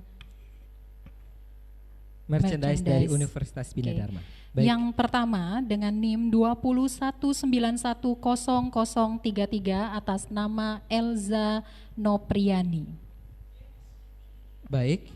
Yang kedua NIM 201410130 atas nama Al-Hafiz. Baik, selanjutnya dengan NIM 2141022P dengan nama Agung Pratama. Selanjutnya NIM 201330008 atas nama Aryo Anggara. Selanjutnya 2142050P atas nama Iwan Setiawan. Selanjutnya NIM 201720010 atas nama Bima Sukoyo. NIM 2151040 atas nama Octavia Arista. NIM 211230014 atas nama Nina Lestari. Dan selanjutnya NIM 2141082 atas nama Bayu Andriani. Selanjutnya NIM 201210029 atas nama Rizky Amalia Putri. Dan yang terakhir NIM 213300032 atas nama Alin Darisa Hermaya. Inilah 11 nama yang telah mendapatkan door prize dari Universitas Bina Dharma. Sambil menunggu tadi para peserta mahasiswa baru menjawab pertanyaan, berarti ada 2 pertanyaan yang sudah diberikan ya, satu dari Ibu Rektor dan satu dari Bapak Amrullah. Iya, dan pemenangnya akan mendapatkan 1 buah smartphone. Dan juga tidak lupa kita mengingatkan juga buat penonton di YouTube channel kita untuk menuliskan kata mutiara, karena nanti kita akan memilih kata mutiara yang terbaik untuk mendapatkan juga smartphone dari Universitas Bina Dharma. Oke. Jadi tadi kalau melihat atau mendengarkan dari Bapak Amrullah tadi, dasar kemiliteran yang harus dimiliki salah satunya itu telah mengikuti mata kuliah kewarganegaraan. Kebetulan di Universitas Bina Dharma hampir seluruh mahasiswa kita pasti akan mengikuti mata kuliah kewarganegaraan dan juga mata kuliah wajib ya. Mata kuliah wajib Universitas Bina Dharma. Juga kebetulan kita di organisasi kemahasiswaan kita juga ada kepramukaan. Kepramukaan kita juga ada dan juga ada bela negara. Jadi sesuai dengan materi yang kita sampaikan tadi bahwa bela negara atau kewarganegaraan itu memang juga diterapkan di Universitas Bina Dharma di perkuliahan dan juga ada organisasi kemahasiswaannya. Oke. Jadi tadi sudah satu pertanyaan yang diberikan oleh Bapak Amrullah ya. Nah, tadi kita belum menyebutkan nih salah CV-nya Bapak Amrullah, boleh mungkin disampaikan. Kita juga sangat bangga ya, salah satu pemateri kita ini yang telah disampaikan oleh Bapak Laksamana Madya TNI Dr. Amarullah Octavian ST MSc DESD. Ini juga merupakan Rektor Universitas Pertahanan. Iya, Rektor Universitas Pertahanan dan juga jabatan terakhirnya sebelum menjadi rektor adalah seorang ajudan dari Presiden Republik Indonesia. Tepuk tangan dong buat pemateri kita. Hebat sekali. Ya, Pak Amrullah juga ini alumni Akademi Angkatan Laut ya, tahun 1988, alumni Universitas Indonesia ini tahun 2013, terus Dinas Militer TNI Angkatan Laut. Dinasnya mulai dari 99 sampai dengan sekarang, pangkat Laksamana Madya TNI Satuan Korps Pelaut. Hebat sekali dan sudah menyempatkan waktu untuk menjadi pemateri di Universitas Bina Dharma. Mungkin banyak sekali pertanyaan yang sudah masuk di chat room membuat Pak Amrullah ini bingung ya memilih, tapi hanya satu yang harus dipilih. Nanti panitia akan memilihkan 10 terbaik dan akan dipilih oleh Pak Amrullah yang paling baik dari yang terbaik. Dan di akhir akan diumumkan. Baik, selanjutnya tak kenal maka tak sayang. Berarti kita harus mengenal lebih jauh struktur organisasi Universitas Bina Dharma, sivitas akademika dan penjelasan umum tentang kegiatan apa saja yang ada di Universitas Bina Dharma. Baik, untuk itu marilah kita saksikan video struktur organisasi Universitas Bina Dharma.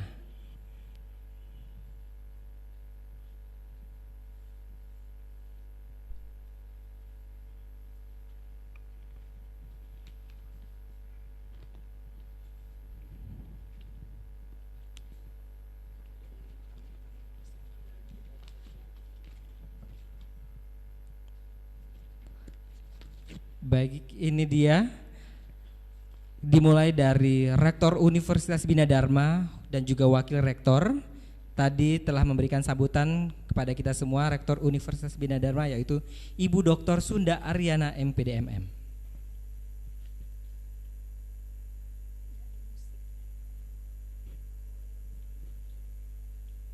Baik, dilanjutkan dengan Wakil Rektor Bidang Artika Bapak M. Isman Herdiansah PhD.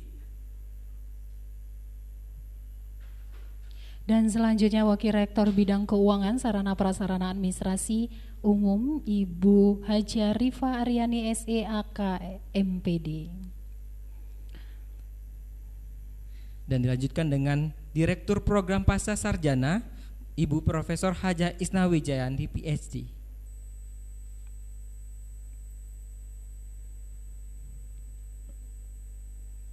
Ketua Program Studi Magister Manajemen Ibu Dr. Insinyur Haja Hasmawati AR MM MT.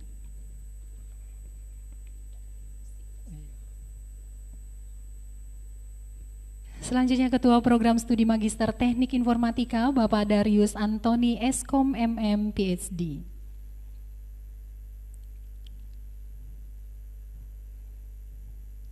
Selanjutnya Ketua Program Studi Magister Ilmu Komunikasi Ibu Dr. Insinyur Haja Ratu Mutialela MS.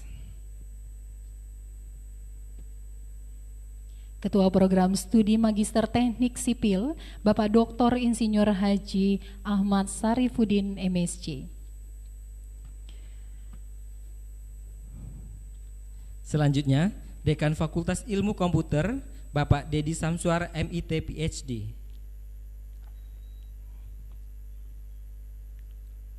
Ketua Program Studi Sistem Informasi, Bapak Dr. Edi Suryanegara, MKom.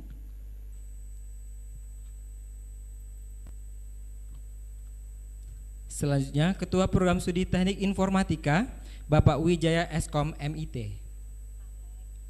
Mohon maaf, Bapak Alex Wijaya Eskom, MIT. Dan Dekan Fakultas Ekonomi dan Bisnis, Bapak Dr. Muji Gunarto, SSI, MSI. Selanjutnya, Ketua Program Studi Manajemen, Ibu Dr. Dina Melita, SE, MEC.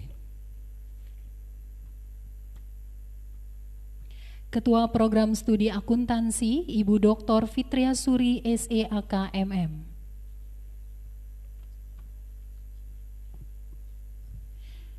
Dekan Fakultas Teknik, Bapak Dr. Firdaus, MT.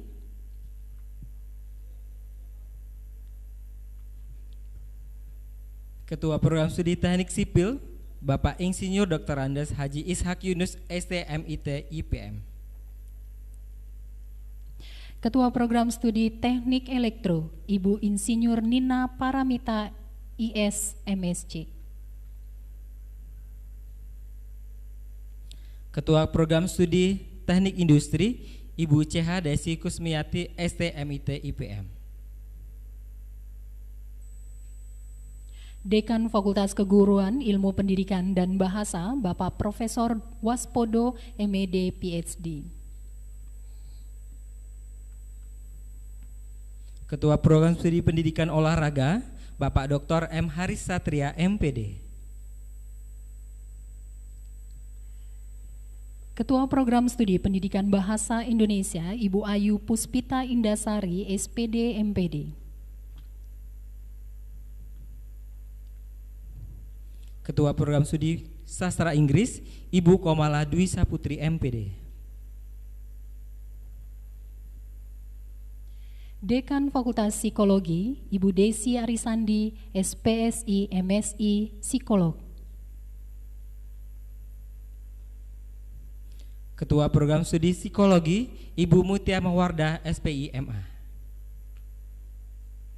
Ketua Program Studi Psikologi, Ibu Mutia Mawarda, SPSI, MA.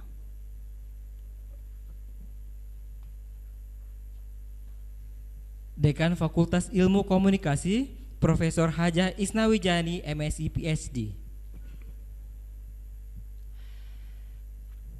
Ketua Program Studi Ilmu Komunikasi, Dr. Desi Misnawati, SOS, MIKOM. Dekan Fakultas Vokasi, Bapak Rabin Ibnu Zainal, SE, MSc, PhD.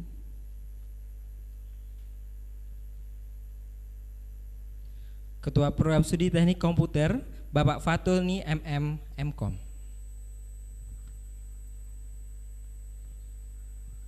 Ketua Program Studi Manajemen Informatika, Ibu Vivi Safitri, Eskom, MM. Ketua Program Studi Komputerisasi Akuntansi dan Ketua Program Studi Administrasi Bisnis, Ibu Yani Widiati, SE, MAK. Dan Ketua Program Studi Manajemen Perusahaan, Bapak Andrian Noviardi, SE, MSI. Selanjutnya, Ketua Program Studi Pengelolaan Perhotelan, Bapak Solahuddin Arsyad, SE, MSI. Direktur Sistem dan Teknologi Informasi, Bapak Ahmad Haidar Mirza, STMM. Selanjutnya, Direktur Logistik, Pengelolaan Fasilitas dan Outsourcing, Ibu Linda Atika, MKom. Direktur Inovasi dan Inkubator Bisnis, Bapak Herianto, STMSI. Direktur Sumber Daya Manusia, Ibu Andriani, MKom.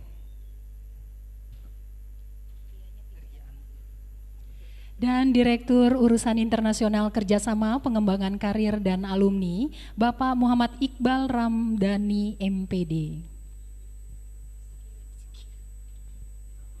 Direktur Kemahasiswaan Bapak Nofri Hadinata.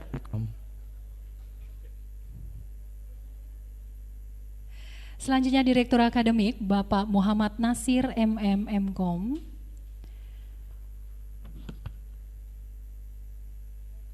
Direktur Riset dan Pengabdian Bapak Dr. Edi Suryanegara M.Com.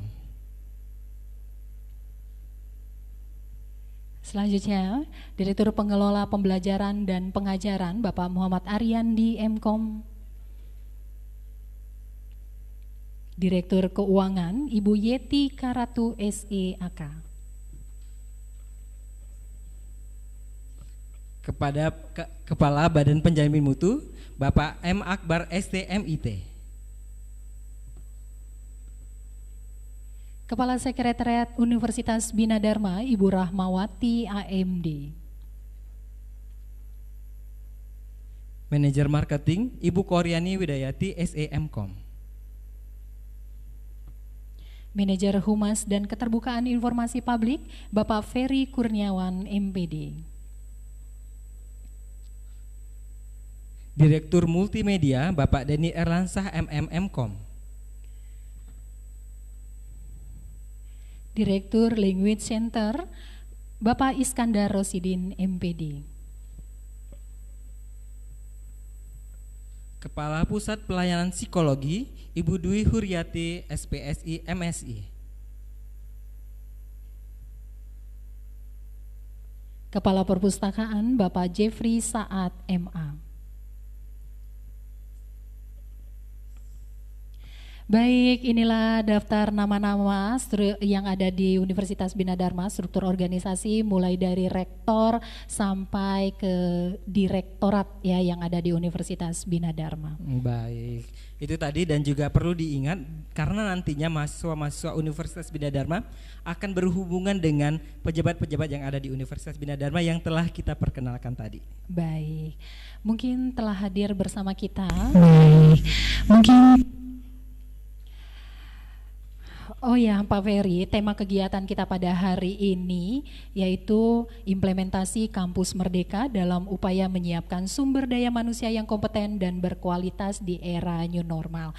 Nah, bagaimana sistem pendidikan tinggi di Indonesia saat ini dan yang akan datang ke depannya nanti. Ya, baik, langsung saja mungkin telah hadir bersama kita yang terhormat Bapak Profesor Dr. Insinyur Marsudi Wahyu Kisworo yang akan menyampaikan materi kedua kita dengan tema Sistem Pendidikan Tinggi di Indonesia. Selamat datang Bapak Marsudi.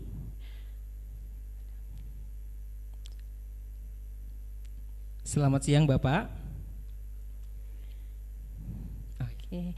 Baik, selamat siang Bapak.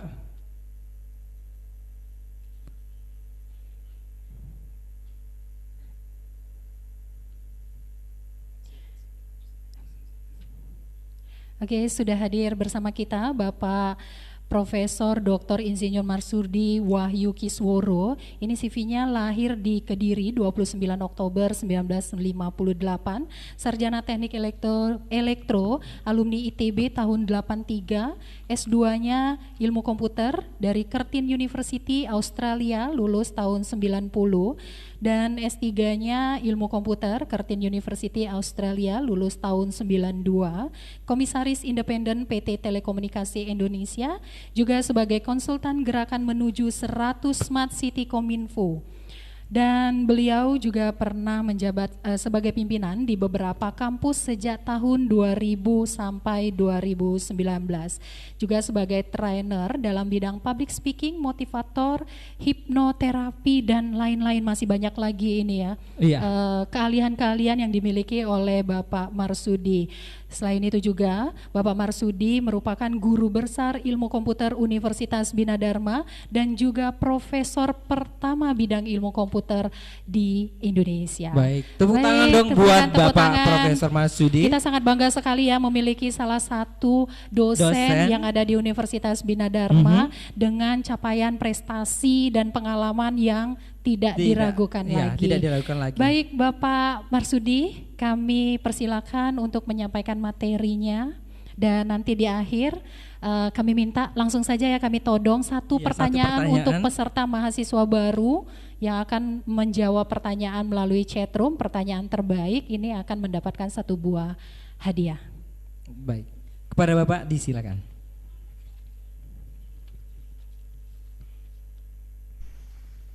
Baik, terima kasih moderator. Yang saya hormati Pak Laksamana Adia Amrullah, Rektor Unhan. Yang saya hormati Bu Rektor, Bu Sunda, Bu Rektor Bina Dharma, dan yang saya cintai para mahasiswa, calon-calon pemimpin bangsa, masa depan bangsa, pemegang estafet dari tongkat kepemimpinan bangsa di masa depan. Jadi Pak Rektor Pak Amrullah sudah menyampaikan bahwa kalau pada abad ke-7 dulu ada di bumi Nusantara ini ada Sriwijaya yang pengaruhnya dirasakan sampai ke seluruh Asia, bahkan orang-orang India, meskipun di India itu lahir agama Buddha, tapi kalau belajar agama Buddha ke Universitas Nalanda yang ada di Sriwijaya. Maka mudah-mudahan ke depan dari bumi Sriwijaya akan bangkit lagi Indonesia dan bumi Nusantara ini. Karena saya percaya ada namanya siklus 7 abad sekali. Abad ke-7 dulu Nusantara ini besar karena ada Sriwijaya. Abad ke-14 Nusantara kembali besar karena ada Majapahit. Maka abad ke-21 ini mestinya bumi Nusantara ini akan tumbuh besar lagi. Nah, karena itu saya ingin menyampaikan pikiran saya kalau mungkin agak berbeda sedikit dengan yang disampaikan oleh pembawa acara, karena kalau bicara mengenai belajar kampus merdeka dan sebagainya mungkin tidak terlalu dengan para mahasiswa. Tapi apa yang ingin saya sampaikan adalah bagaimana mempersiapkan diri menghadapi revolusi industri keempat yang akan kita hadapi. Jadi apa yang ingin saya sampaikan pada sesi ini adalah bagaimana kita bersiap diri, khususnya para mahasiswa, menghadapi era baru masa depan dan era revolusi yang keempat nanti. Baik, ini sudah kelihatan ya layarnya ya mestinya ya. Saya nggak monitor di YouTube-nya, tapi mestinya sudah. Nah, saudara-saudara para mahasiswa sekalian, sejak 5 tahun yang terakhir ini, dunia itu mengalami sebuah fenomena yang namanya disrupsi, yaitu ditemukannya berbagai macam teknologi baru, teknologi modern, yang kemudian merubah wajah bisnis kita.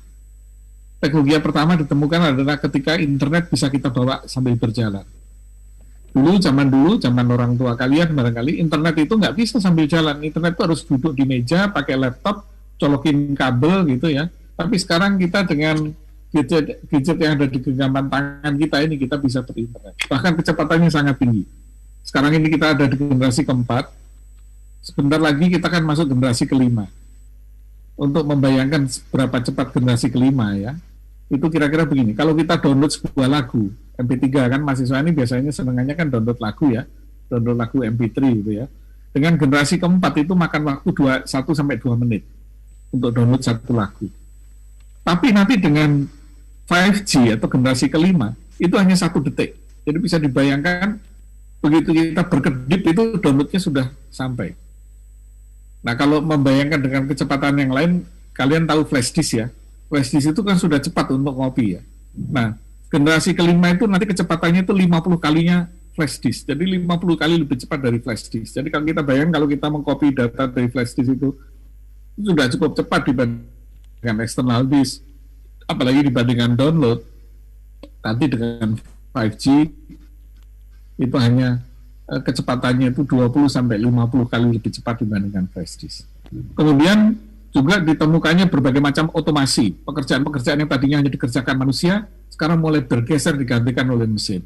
Banyak mesin-mesin cerdas yang namanya mesin-mesin yang memiliki kecerdasan mesin, khususnya yang informatika, nanti akan banyak belajar di sana, yang mulai menggantikan manusia. Robot-robot di negara barat mulai menggantikan manusia untuk bekerja di pabrik-pabrik. Kalau kita lihat di berbagai macam pabrik di negara barat itu, pabrik mobil misalnya, tidak ada satupun manusia yang bekerja di sana. Yang bekerja semuanya robot, semuanya mesin. Dan berbagai macam teknologi yang lain. Ini saya tidak bahas satu persatu karena nanti panjang waktunya. Ini kuliah, satu pertemuan sendiri ini kalau kuliah ini ya, ada 12 disrupsi ini ya. Tapi yang saya catat penting adalah bidang dua hal tadi. Jadi bagaimana mobile dan bagaimana kemudian mesin-mesin yang cerdas yang akan menggantikan fungsi atau sebagian besar pekerjaan manusia. Karena itulah makanya tahun 2016 kemarin, pada akhir tahun 2016, di sebuah forum yang namanya World Economic Forum atau Forum Ekonomi Dunia, Profesor Klaus Schwab, seorang ilmuwan dari Jerman, dia menyampaikan bahwa kita akan segera masuk ke era yang namanya revolusi industri yang keempat. Kenapa keempat? Nanti ada ceritanya, karena memang ada yang pertama, kedua, dan ketiga, dan ini yang keempat. Ini dicanangkan oleh atau dideklarasikan oleh Profesor Klaus Schwab ini bahwa seluruh dunia, termasuk Indonesia, akan segera masuk ke era revolusi industri yang keempat. Nah, apa revolusi industri yang keempat itu? Jadi di dalam papernya, Profesor Klaus Schwab menceritakan bahwa industri itu mengalami 4 kali revolusi. Revolusi yang pertama adalah ketika manusia mulai menggunakan mesin, menggunakan alat. Jadi zaman dulu semuanya sebelum ada revolusi yang pertama itu semua dikerjakan pakai tangan, manual, dengan tangan. Misalnya membubut ya pakai tangan, menggergaji pakai tangan gitu. Tapi di revolusi industri yang pertama, manusia mulai menggunakan mesin. Mesin ini menggunakan tenaga air atau mesin uap. Jadi mungkin kalau kalian lihat film, ada kereta api di mana lokomotifnya pakai kayu yang dibakar, itulah bentuk salah satu bentuk mesin yang menggunakan uap. Nah, tapi mulai manusia tidak lagi menggunakan manusia, tapi mulai menggunakan mesin. Jadi sebagian kerjaan manusia digantikan oleh mesin, meskipun sebagian kecil. Nah, tetapi industri pada saat ini, revolusi yang pertama itu belum efisien. Kenapa? Karena energi harus diproduksi dan itu berada. Jadi kalau mesin saya ada di Palembang, maka saya harus buat sumber energinya di Palembang. Maka ketika ditemukannya listrik, maka terjadilah revolusi yang kedua. Kenapa? Karena listrik itu bisa dibangkitkan di satu tempat, kemudian digunakan di tempat lain. Misalnya dibangkitkan di Asahan, di bendungan Asahan di sana, tapi digunakan mesin-mesin yang ada di Palembang. Jadi listrik itu memiliki keistimewaan, yaitu energi yang bisa dipindahkan, bisa ditransmisikan. Nah, maka mulailah banyak digunakan mesin-mesin di sana. Nah, tapi manusia kan makhluk yang tidak pernah puas. Kemudian mulai berpikir, mesin-mesin ini masih dijalankan oleh orang. Bisa nggak kita buat mesin yang tanpa perlu manusia? Mesin yang bisa jalan sendiri. Sekali kita perintah, kita program, maka dia secara otomatis berjalan sendiri. Maka terjadilah revolusi yang ketiga, yaitu ketika industri mulai menggunakan namanya mekatronik. Mekatronik itu adalah sebuah mesin yang diprogram dan dia bisa mengerjakan sesuatu sesuai dengan programnya. Jadi misalnya mesin bubut diprogram untuk membubut bentuk tertentu, maka dia bisa mengerjakan itu. Atau mesin las pada titik-titik tertentu, maka dia bisa mengelas di titik tersebut. Tapi mesinnya ini masih belum cerdas. Kenapa? Dia hanya bisa mengerjakan satu pekerjaan. Sama dengan komputer ya, kalian saya kira punya komputer semua ya. Komputer itu adalah termasuk kategori mesin industri ketiga ini. Kenapa? Ketika kita berikan program akuntansi misalnya, maka dia bisa membuat laporan keuangan. Dia tidak bisa menggambar. Dia tidak bisa memainkan lagu. Kalau memainkan lagu harus dipasang program untuk memainkan lagu. Kalau dia mau menggambar harus dipasangkan program untuk menggambar. Untuk mengedit foto dia harus dipasangkan mengedit foto. Kalau tidak ada dia tidak bisa jalan. Jadi mesin yang sudah otomatis tapi belum cerdas. Dia masih tergantung pada manusia yang memprogram. Nah, dengan adanya revolusi yang disrupsi yang 12 tadi, maka ke depan sebenarnya sudah terjadi nih revolusi di negara-negara ini sudah terjadi. Indonesia sebetulnya mestinya tahun 2020 paling lambat 2022 nanti akan masuk ke era industri 4.0 di mana mesin-mesinnya itu tidak sekedar bisa diprogram, tapi mesinnya adalah mesin yang cerdas. Bisa melakukan pekerjaan-pekerjaan sendiri tanpa perlu diperintah oleh manusia. Dia hanya diberikan satu tujuan, kemudian dia bisa membuat melakukan sendiri. Jadi kira-kira bentuk sederhananya robot lah. Tapi robot itu jangan digambarkan seperti manusia yang jalan-jalan itu saja. Robot juga ada berbentuk software. Nah, intinya adalah ke depan itu pekerjaan-pekerjaan manusia yang dulu di revolusi ketiga itu masih banyak manusianya, ke depan akan banyak digantikan oleh mesin. Makanya dikatakan karena adanya disrupsi ini, misalnya mesin-mesin yang akan menjalankan sebuah pabrik misalnya, ini saya nggak tahu kenapa kok nggak keluar ya ini videonya, tapi ini mestinya ada videonya, di mana videonya ada robot-robot yang bekerja mengerjakan sebuah pabrik. Nah, karena nggak jalan kita lewat.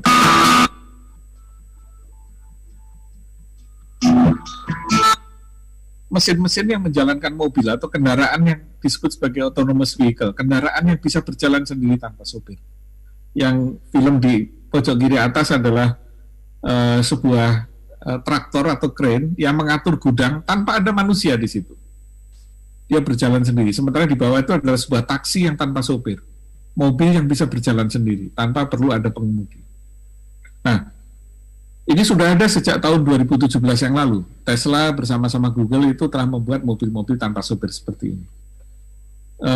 Bahkan Uber itu sudah menggunakan untuk taksi-taksi mereka. Di beberapa negara, taksi-taksi Uber itu tidak lagi menggunakan pengemudi, tapi sudah secara otomatis berjalan tanpa ada pengemudi sama sekali. Sejak 2017. Dan akibatnya apa? Ada 1,5 juta pengemudi Uber yang akan kehilangan pekerjaan. Demikian juga nanti sopir-sopir pribadi. Jadi nanti kalian jangan punya cita-cita jadi sopir. Nanti sopir itu akan kalah karena mobil tidak perlu pakai sopir lagi. Nah, bukan hanya kendaraan kecil, bahkan kendaraan besar. Di Eropa itu truk-truk yang dibuat oleh Daimler, seperti ini gambarnya. Ini adalah videonya. Truk-truk ini bekerja tanpa sopir. Dia bisa berjalan sendiri, berangkat dari tujuan sesuai dengan programnya menuju ke akhir di mana harus berada. Di Prancis, di antara Lyon sama Paris itu, bis-bis yang berjalan di sana yang dioperasikan oleh Navia itu, bis-bisnya juga tidak pakai sopir sama sekali. Nah, disrupsi juga menyebabkan terjadinya pola perubahan dari konsumer. Saya tidak tahu suasana di Palembang seperti apa ya, karena saya sejak COVID saya belum ke Palembang. Tapi di Jakarta misalnya, itu mal-mal pada tutup. Kenapa? Orang pada belanja online semua. Bukan karena adanya COVID. Sejak belum ada COVID pun, kecenderungan anak-anak muda belanja online. Menggunakan platform-platform macam-macam lah. Kita punya banyak platform macam-macam ya. Nah, dan ini fenomena ini tidak hanya terjadi di Indonesia ternyata. Di Jepang itu jaringan mall itu menurun luar biasa. Ini gambar penurunan dari jumlah mall. Jaringan terbesar Sogo misalnya itu setiap tahun menutup 4 outlet. Di Amerika juga sama. Di Amerika itu ada jaringan mall, ada Sears dan Macy's. Sears dan Macy's itu kalau kita mungkin Matahari dan itulah kira-kira gitu ya. Itu juga sudah, sebentar saya matikan dulu ya. Jadi sudah pada tutup. Kenapa? Sudah kehilangan pelanggan. Mereka tidak lagi belanja di mall-mall ini. Di Jakarta ada 7 gerai Matahari sudah tutup, makanya Jakarta lebih adem sekarang karena mataharinya sudah berkurang 7, gitu, kata orang-orang di sini, kata ledekan kita ya. Jadi terjadi pergeseran pola kita berbelanja sehingga bukan hanya sekedar pabrik-pabrik digantikan oleh mesin, tapi para pramuniaga yang ada di mall-mall juga digantikan oleh mesin yang namanya apps yang ada di HP kita. Kita kalau belanja tidak lagi mendatangi seorang pramuniaga, tapi langsung kita belanja lewat HP kita. Nah, demikian juga pengiriman barang. Kalau di kita mungkin di Palembang masih kalau ngirim barang pakai GrabSend atau GoSend ya. Di Amerika, Amazon itu mengirimkan barangnya tidak lagi pakai motor, tidak lagi pakai orang, tapi pakai drone. Jadi kalau kita pesan sebuah produk misalnya di Amazon, itu cukup waktu 13 menit dari kita pesan sampai produk itu datang. Dan hebatnya lagi, drone ini bisa mengirim barang bukan ke alamat kita saja, tapi bisa mengirimkan ke tempat-tempat di mana kita berada mengikuti, karena dia men-track HP kita. Jadi kalau kita sedang di tengah jalan begini, kalau kita pesan barangnya tetap bisa dikirim ke sana. Nah, karena waktunya jadi saya nggak putar videonya secara utuh ya. Nah, Bukan hanya itu, tapi juga pekerjaan. Missing is not only a smartwatch translation machine. It is beautiful, light, and portable. It will refresh your understanding of the world. Jadi video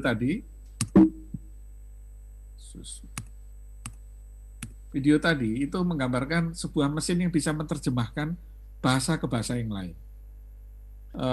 Mungkin kalian mengenal ada Google Translate, ya, bisa menerjemahkan teks, tapi ini bisa menerjemahkan suara. Jadi cukup kita ngomong dalam satu bahasa, oleh mesin ini diterjemahkan dalam bahasa yang lain. Dan alat ini sudah dijual di beberapa toko online di Indonesia, itu dijual harganya hanya 500 sampai 600 ribu, sudah sangat murah, yang bisa sampai 15 bahasa. Jadi kita lihat lagi ya videonya ya. Terus bisa kembali ya.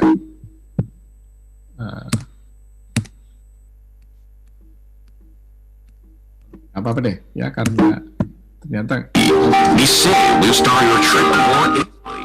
Missing is not only a smartwatch translation machine.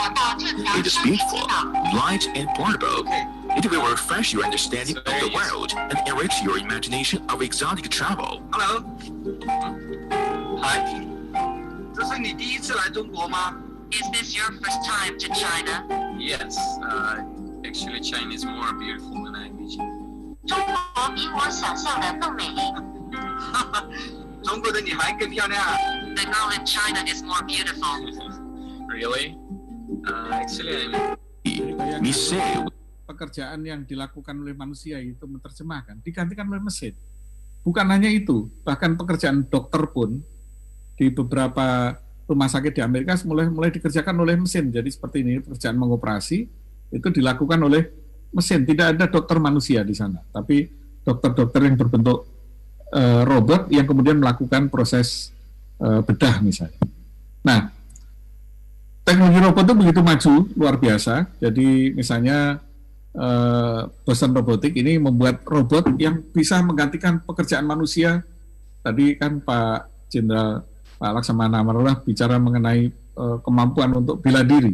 Nah, di Amerika itu Boston Dynamics membuat robot-robot yang bisa bela diri. Dia bisa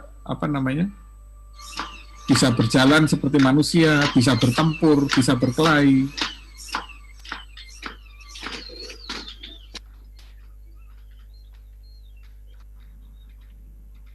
Kalau yang kalian lihat di Terminator mungkin film ya, tapi ini bukan film, ini kenyataan, robot yang nyata yang teknologinya sudah begitu hebat. Dan robot-robot ini nanti akan diperkirakan akan banyak menggantikan fungsi manusia, mulai jadi pelayan, jadi pembantu. Jadi sebagai contoh, robot ini kita punya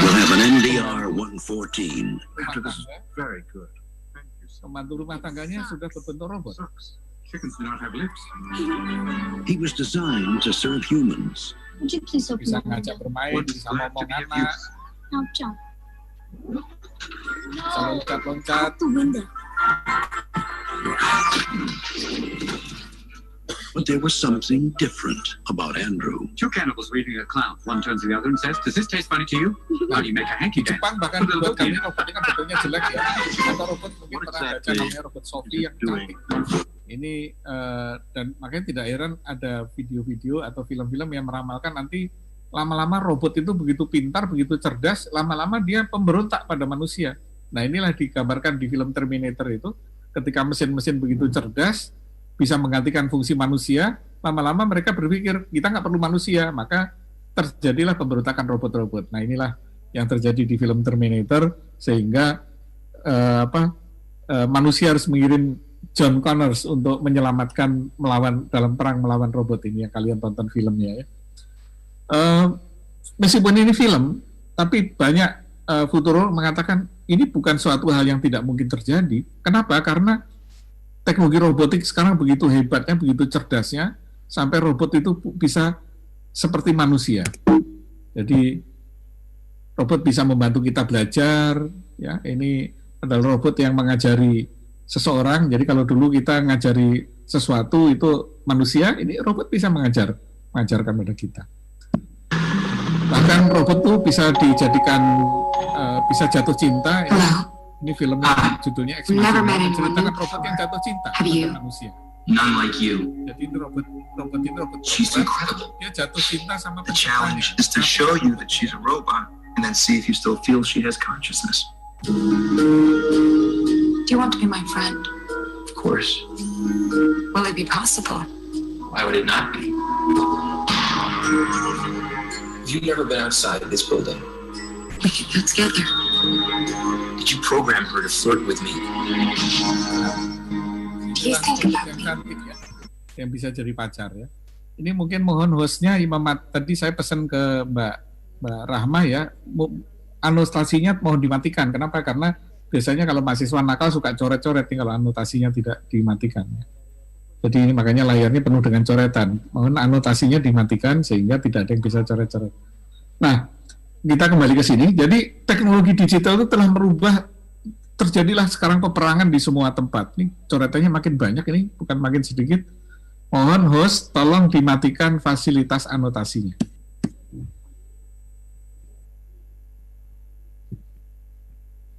Oke, saya matikan dari tempat saya ya. Tapi sudah terlanjur banyak ini ya. Nah jadi terjadilah perang dunia di semua bidang. Ini saya harus stop dulu agar coretannya hilang ya. Oke, saya share lagi.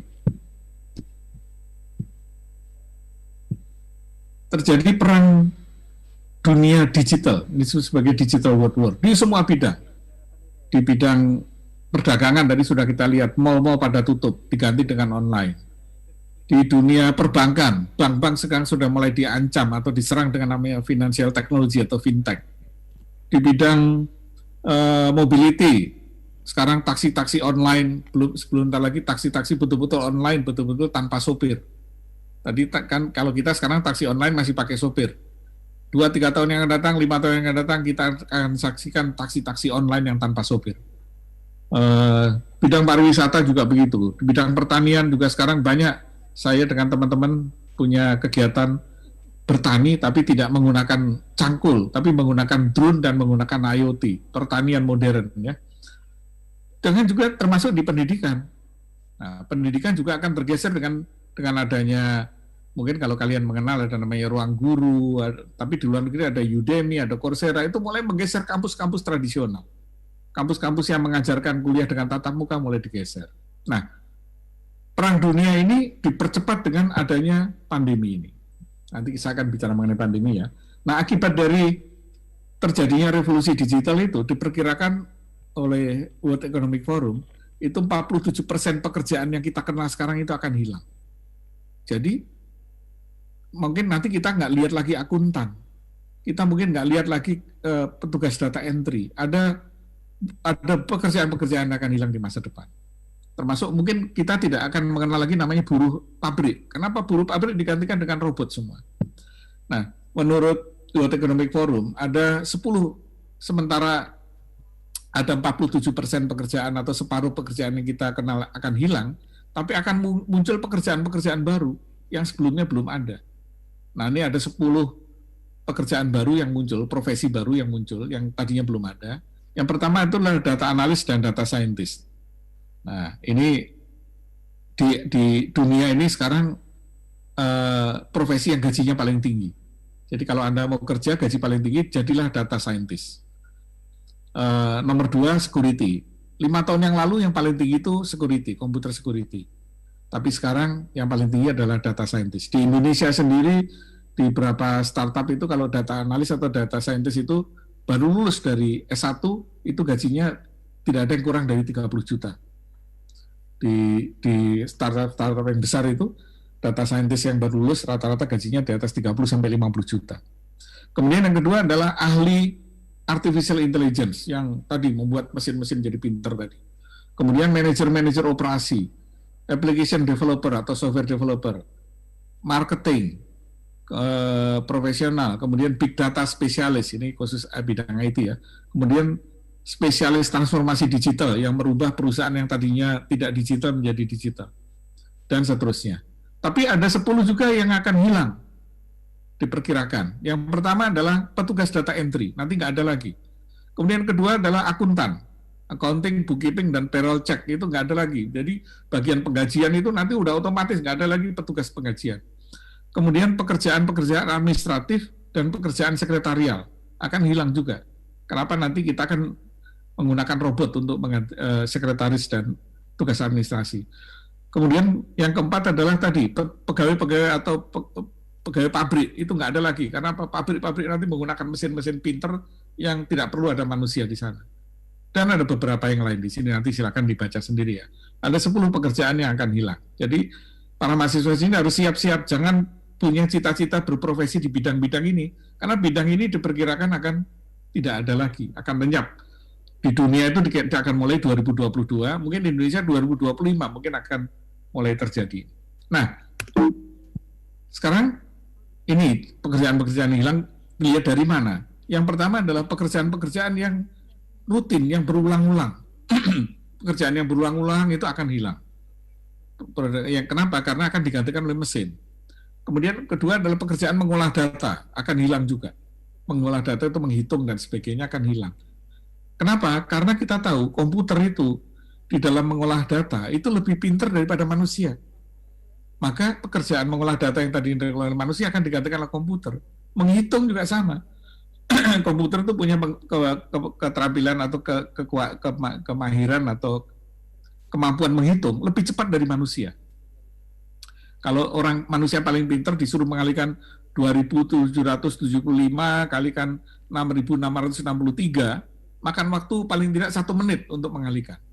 Tapi komputer nggak sampai 1 detik dia sudah bisa keluar jawabannya. Makanya pekerjaan-pekerjaan menghitung juga akan digantikan oleh komputer. Termasuk pekerjaan tadi menerjemahkan tadi. Menerjemahkan itu kan dari satu bahasa ke bahasa itu kan tidak perlu seni, tidak perlu kreativitas. Maka pekerjaan itu akan hilang juga penerjemah. Nah, ini adalah gambaran dari pekerjaan-pekerjaan apa saja yang seperti apa yang akan hilang, dan yang akan bertahan itu adalah pekerjaan-pekerjaan yang berkaitan dengan manusia. Makanya di sini, gambar sini ada sektor yang paling terpengaruh itu apa saja, ya. Yang paling terpengaruh itu adalah pekerjaan-pekerjaan lain, membuat makanan, pabrik, pertanian, transportasi, perdagangan, tambang, dan yang lain-lain itu akan banyak terpengaruh oleh digantikan oleh mesin. Nah, makin ke bawah makin kecil. Nah, paling kecil di sini adalah pendidikan. Jadi ternyata guru itu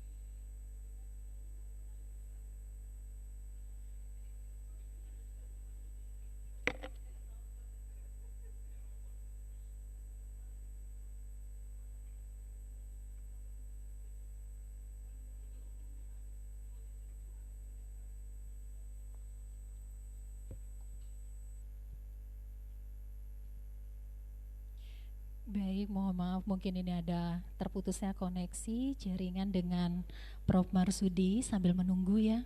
Ini materinya sangat bagus sekali.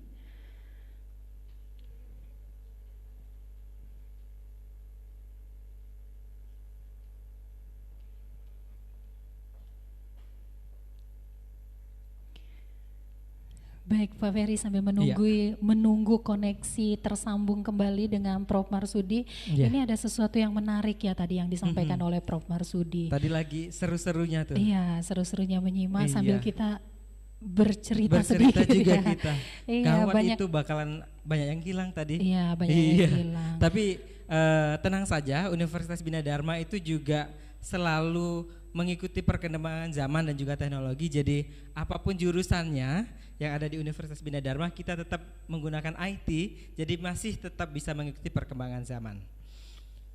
Baik, kita sambil ngobrol-ngobrol saja Bu, sambil menunggu koneksi dari Prof. Marsudi. Prof. Marsudi. Iya. Tadi banyak sekali teknologi yang akan diciptakan di masa depan ya, seperti pengiriman barang ini sudah menggunakan drone ya. Iya. Ya, kalau di sini katanya masih menggunakan Gojek atau diantar langsung, tapi di beberapa negara mungkin nanti akan menggunakan drone untuk mengirimkan barang. Atau nanti generasi-generasi keluaran Universitas Bina Dharma yang akan membuatnya.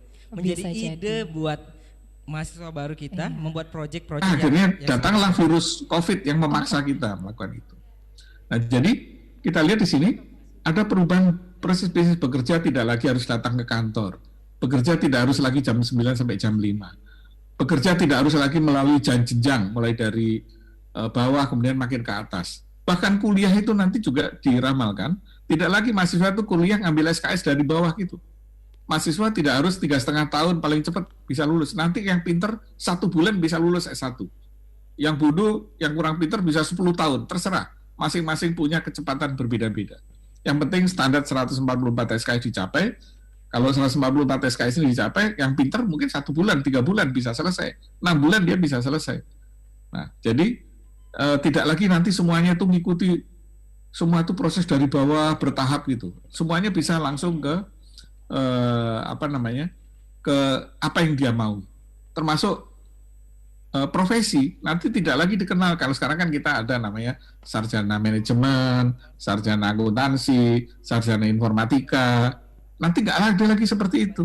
Yang ada adalah orang itu punya kompetensi apa? Data scientist, operation manager, marketing apa, atau jadi tidak lagi kepada disiplin yang kita kenal itu.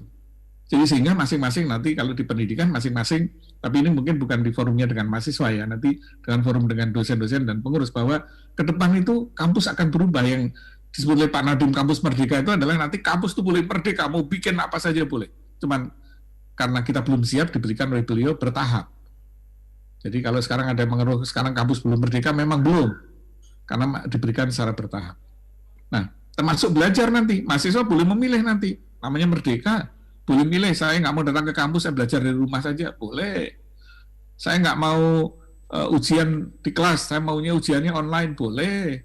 Saya nggak mau ngikuti kurikulum ini, mau ngambil kurikulum yang saya buat sendiri, boleh.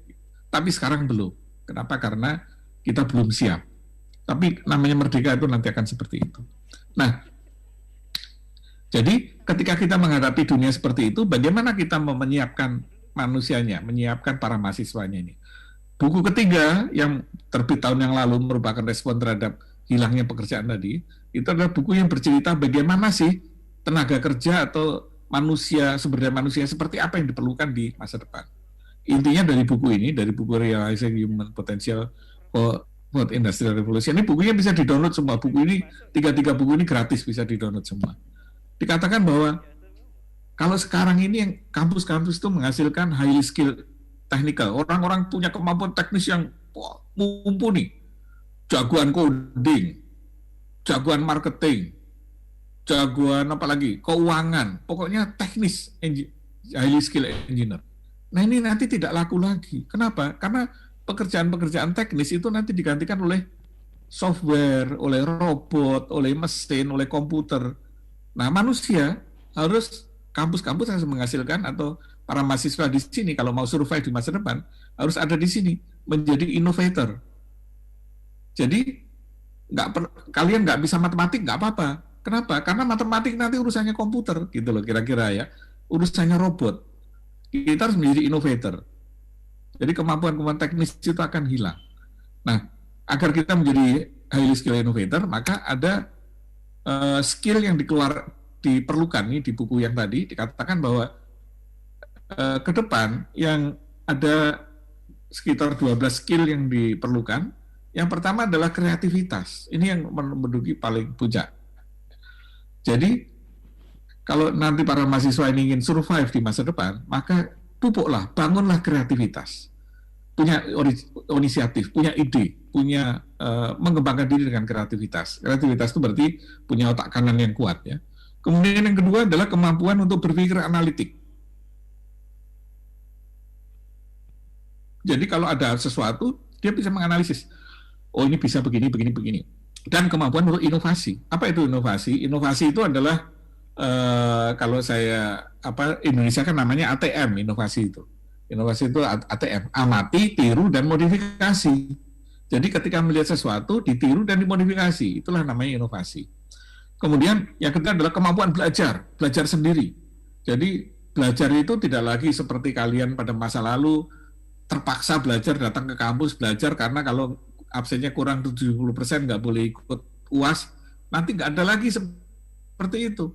Kalian punya kesadaran sendiri untuk belajar. Kenapa? Belajar itu tidak harus ada manusia, tidak harus ada dosen yang sedang ngajar. Tidak ada dosen pun kalian harus belajar. Jadi kalian harus membiasakan diri dari sekarang bahwa tidak ada dosen tetap belajar. Ketika harus online begini, ya bisa saja kalian tidur. Saya perkirakan mungkin di antara nama-nama ada yang ratusan ini, banyak yang tidur ini, atau nggak dengerin. Nggak masalah, tapi ke depan orang-orang seperti itu akan jadi orang yang gagal.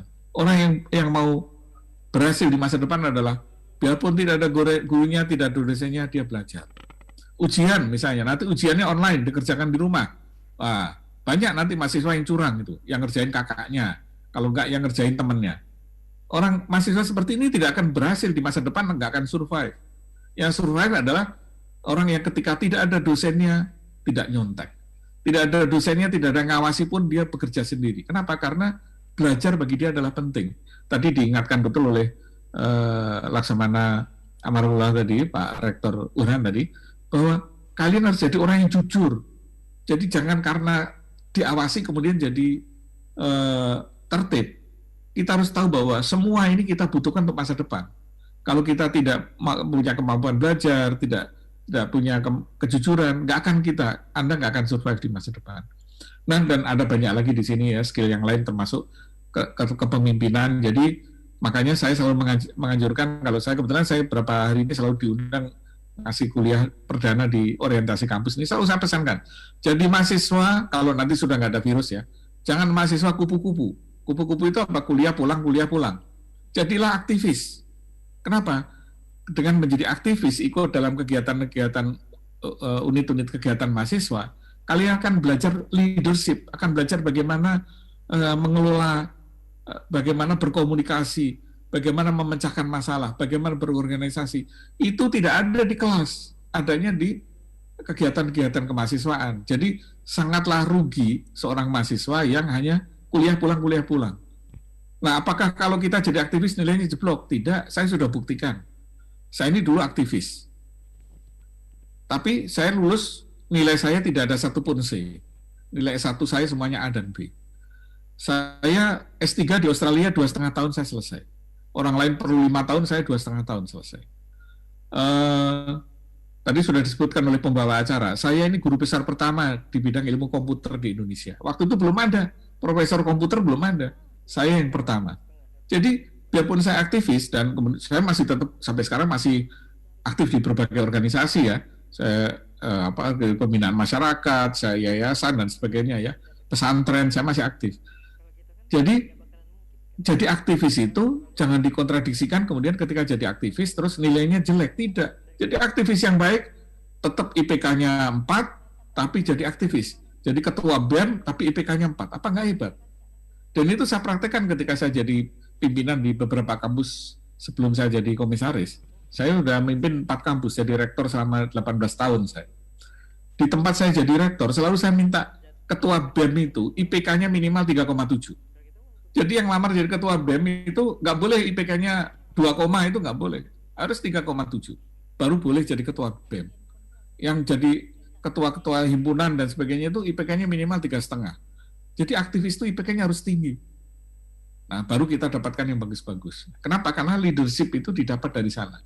Nah, kemudian kemampuan yang lain adalah kemampuan berpikir analitis, kemampuan juga untuk memahami teknologi. Nah, jadi teknologi desain itu kalian nggak harus semuanya jadi programmer, kalian nggak semuanya harus jadi orang IT. Tapi karena sekarang itu semuanya menggunakan teknologi digital, kalian harus tahu cara memakainya. Paling tidak cara memakainya. Dan sekarang nggak susah kok.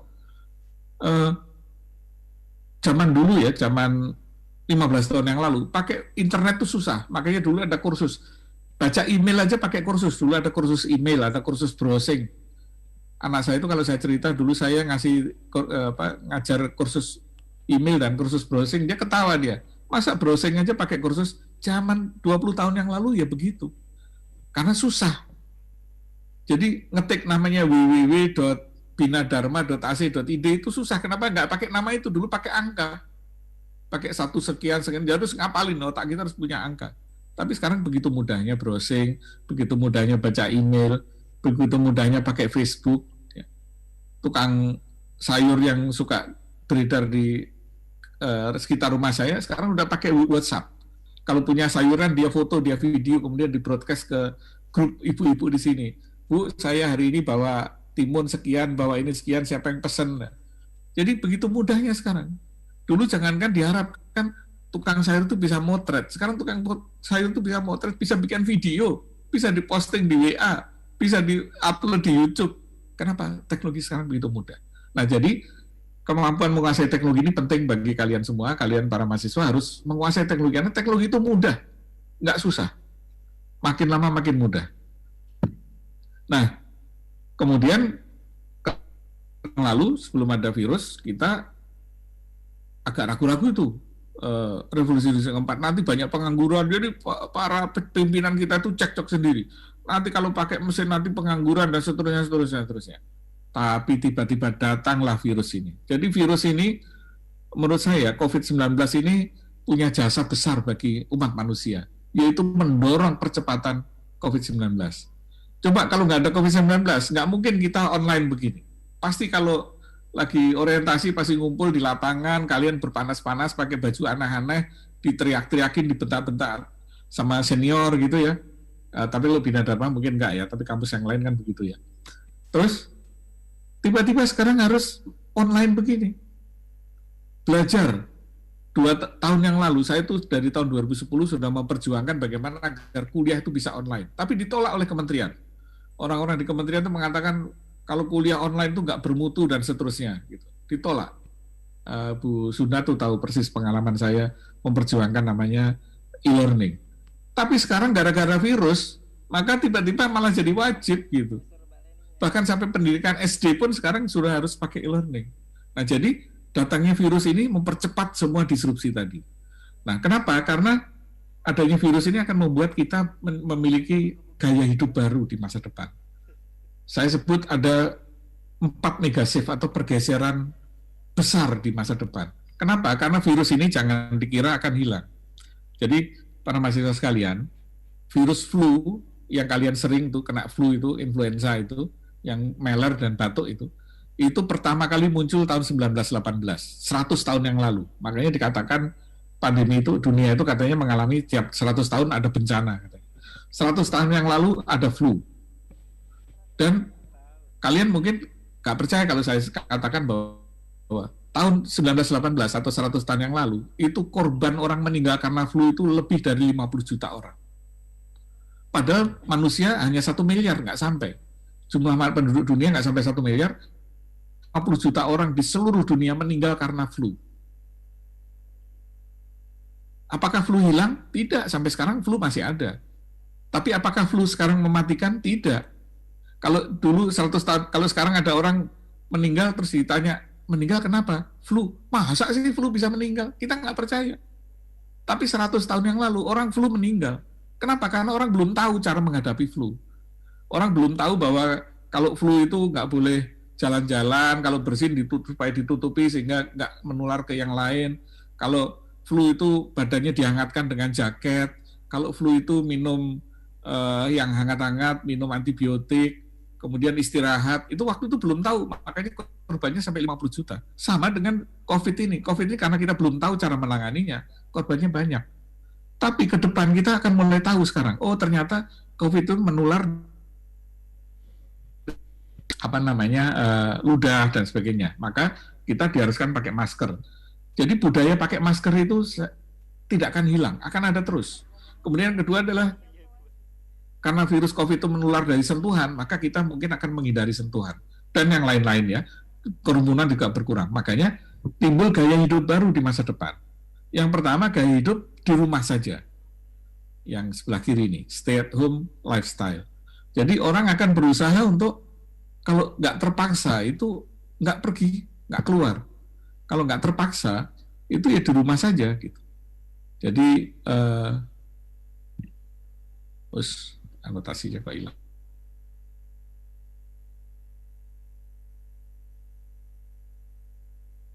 Menjadi pola hidup di masa depan. Kemudian yang kedua adalah go virtual. Semuanya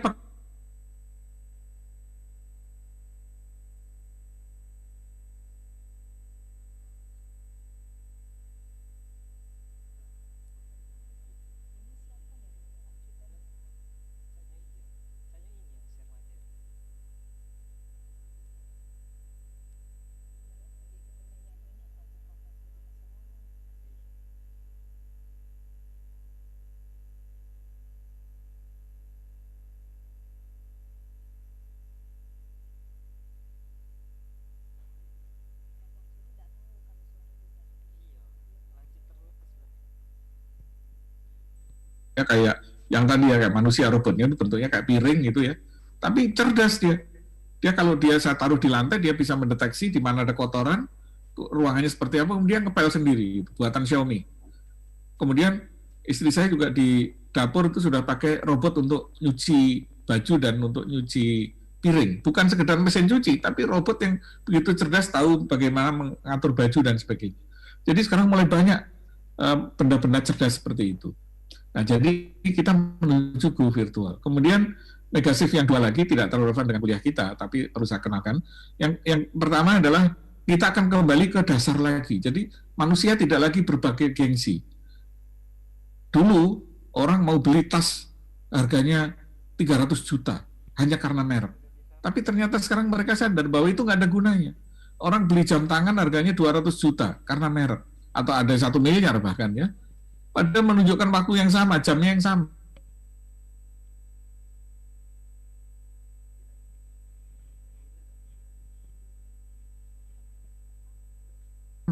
Yang kedua adalah timbulnya masyarakat baru yang lebih punya empati, yang lebih punya kasih sayang. Nah, tapi kaitan dengan kuliah kita adalah yang pertama dan ketiga, yaitu stay at home lifestyle dan go virtual. Nah, ini saya lewati aja. Nah, bagaimana dengan Indonesia? Jadi Indonesia ini, adik-adik mahasiswa sekalian, saya ingin menyampaikan pada kalian harus bangga dengan negara kita. Tadi sudah disampaikan oleh Pak Laksamana Amarullah tadi ya, Indonesia itu negara besar. Jadi kalau bentangannya Indonesia itu dari Sabang sampai Merauke itu sama dengan seluruh Eropa ditambah dengan Timur Tengah. Kenapa? Kalau kita terbang dari Sabang sampai Merauke itu jarak terbangnya sama dengan dari London sampai Teheran. Artinya Indonesia itu sama dengan seluruh Eropa ditambah Timur Tengah itu baru sama dengan Indonesia. Dari sisi pendapatan per kapita dari GDP, Indonesia itu sekarang posisinya sudah nomor berapa ini?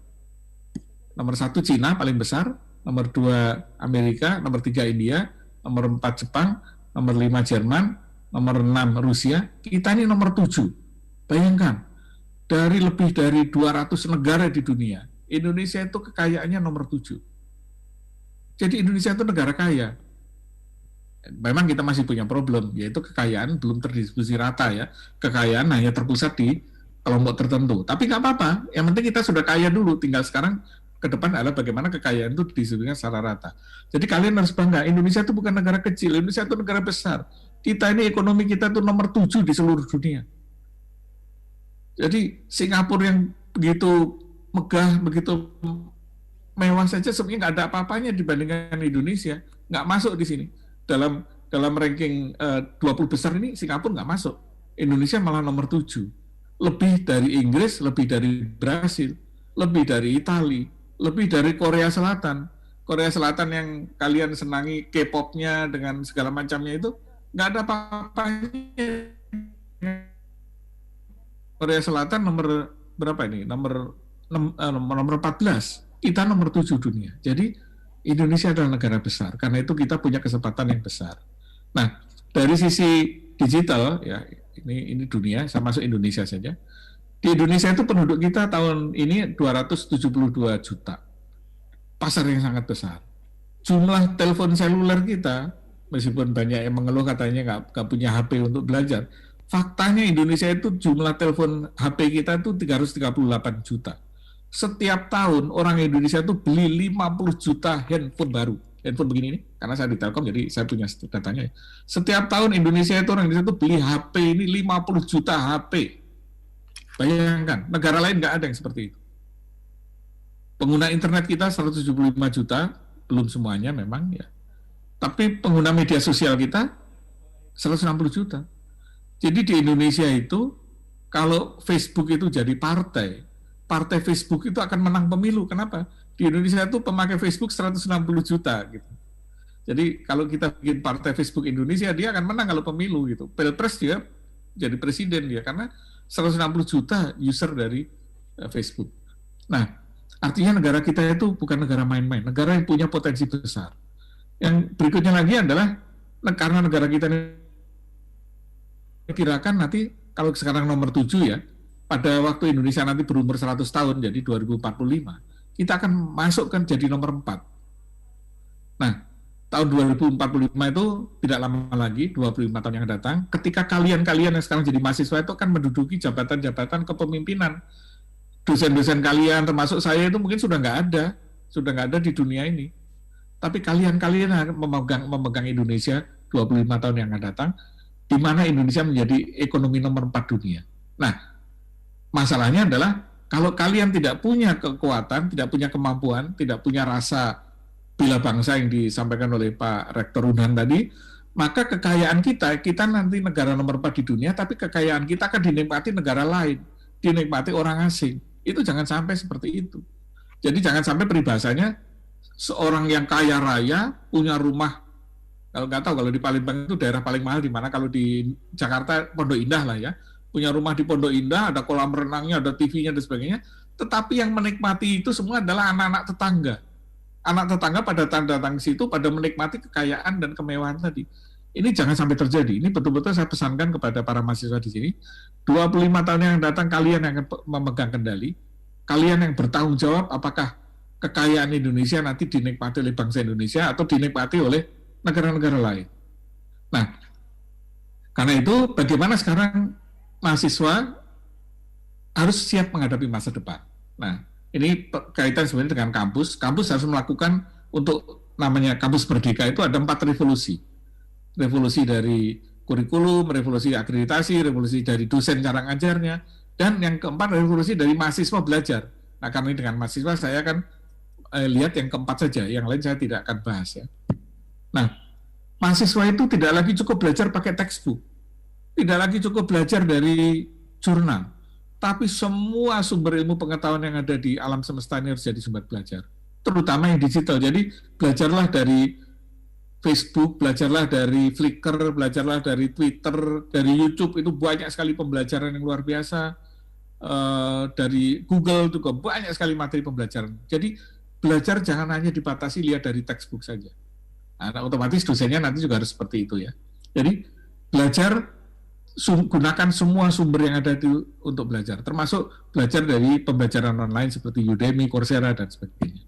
Nah, kemudian yang berikutnya lagi, belajar itu harus dilakukan di mana saja. Yang namanya ubiquitous learning itu, yang sebelah kiri ini, ubiquitous learning itu adalah belajar di mana saja. Jadi kalau sekarang itu kalian belajar dari rumah atau study from home, nanti harus dirubah, bukan study from home, bukan SFH, tapi SFA, study from anywhere. Kalau saya Indonesia kan namanya belajar darmaja, belajar dari mana saja. Jadi kalian di mall belajar, kalian di Starbucks belajar, kalian di bis belajar. Belajar bisa dilakukan di mana saja. Tidak harus di kampus, tidak harus di rumah. Nah, ini harus merubah, kalian harus merubah cara berpikir kalian bahwa dimanapun tempat kalian bisa belajar. Belajar tidak lagi terikat ruang, tidak lagi terikat oleh waktu.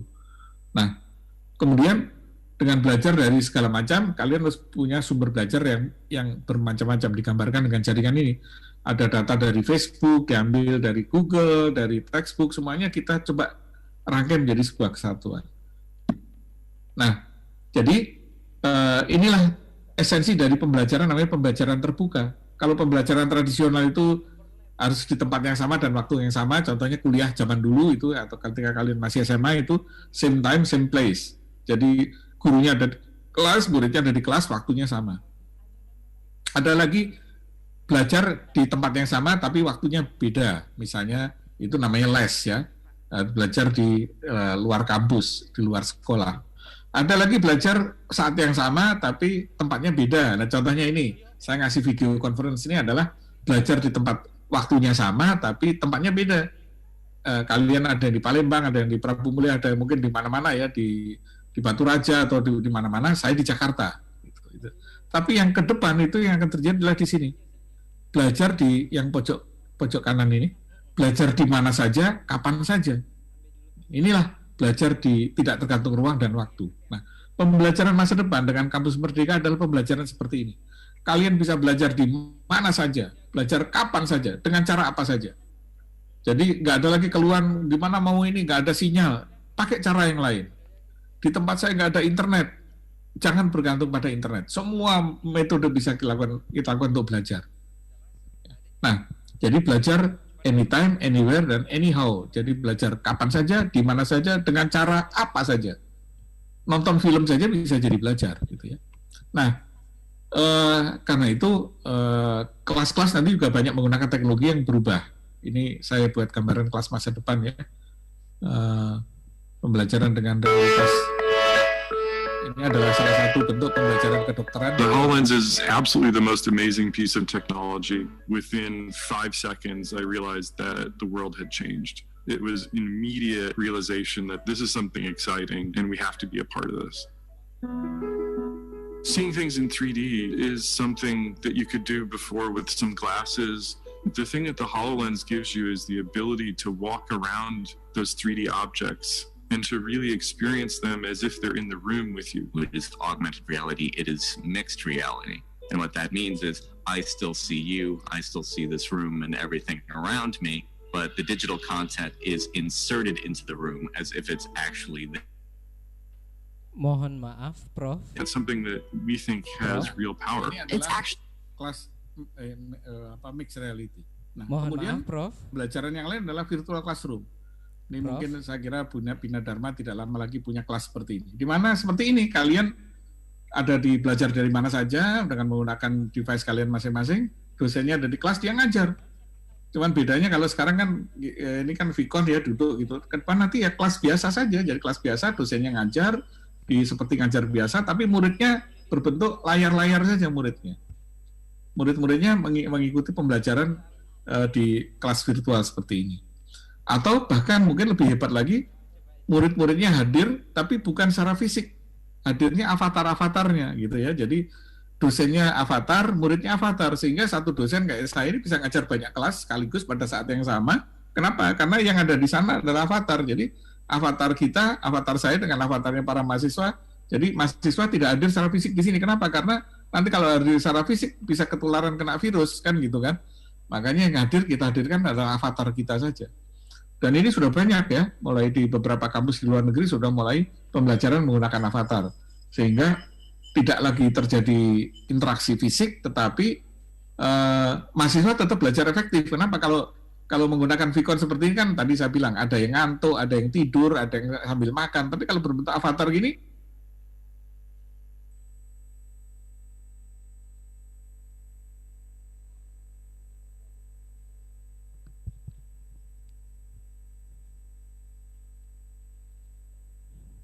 Mohon maaf, Prof. Bisa dengar kita?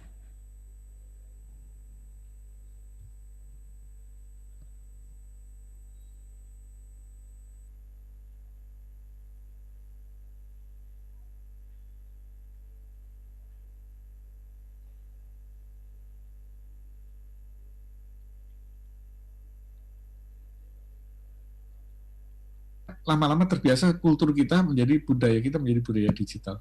Nah,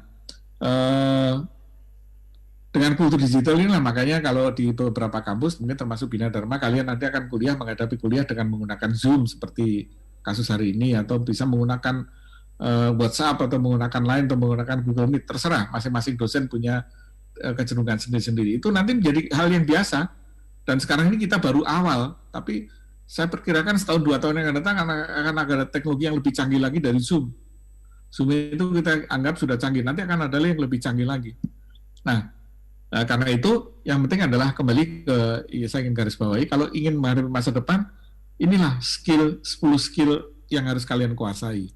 Jadi kreativitas, berpikir kritis, mengelola orang, mengambil keputusan, melayani, negosiasi, punya semangat patriotisme, ditambahkan karena ini dari barat jadi nggak ada, tapi disampaikan oleh Pak Rektor Unhan tadi, kalian harus juga punya semangat patriotisme, semangat bela negara, itu akan menjadi kunci agar kalian sukses di masa depan ketika Indonesia masuk ke abad emasnya 100 tahun dan Indonesia menjadi negara nomor 4 terkaya di dunia.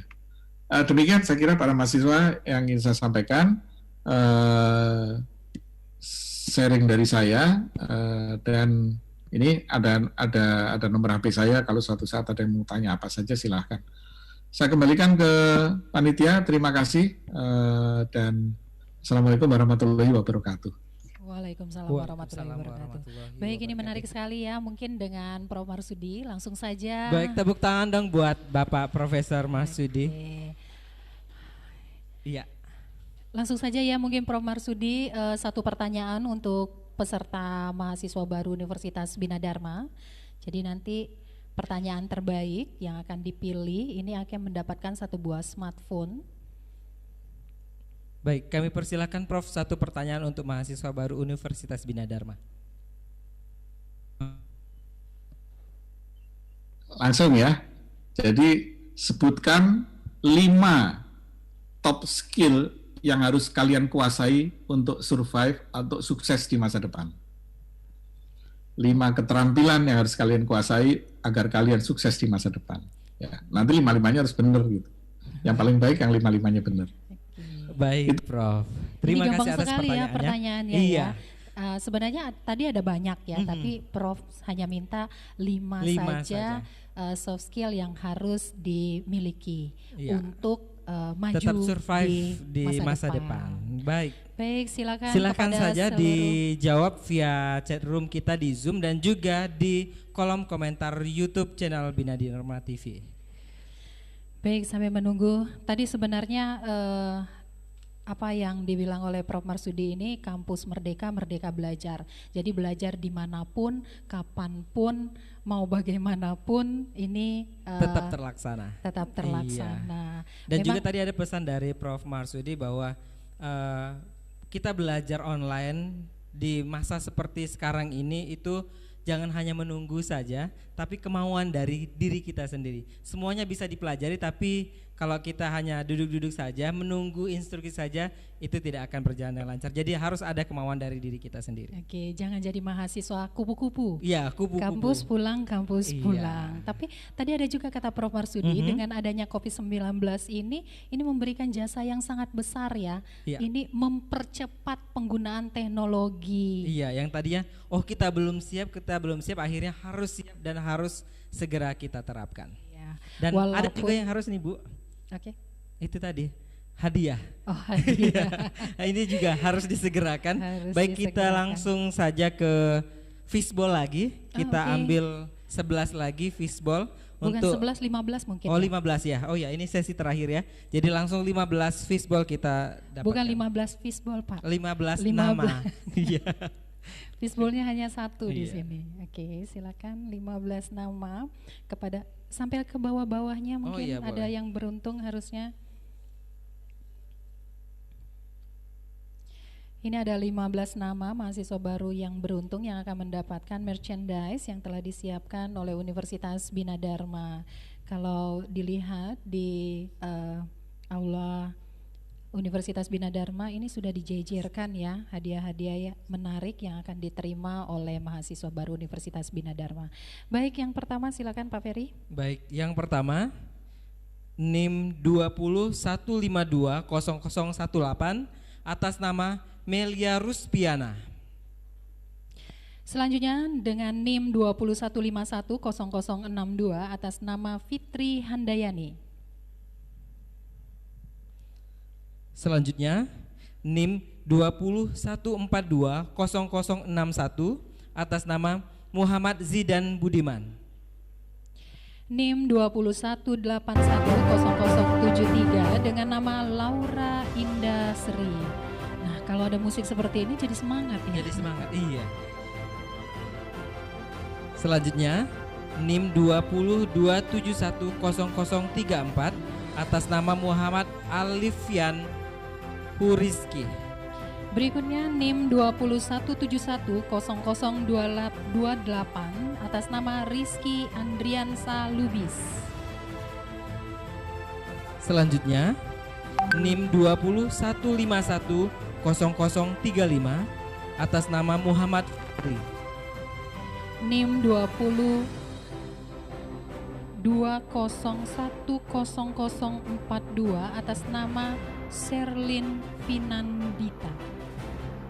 Baik, selanjutnya NIM 21410017 atas nama Rizky Aditya Dinata.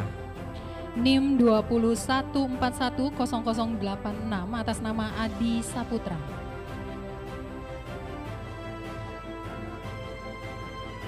Selanjutnya NIM 2172009P atas nama Mas Ade Mandala.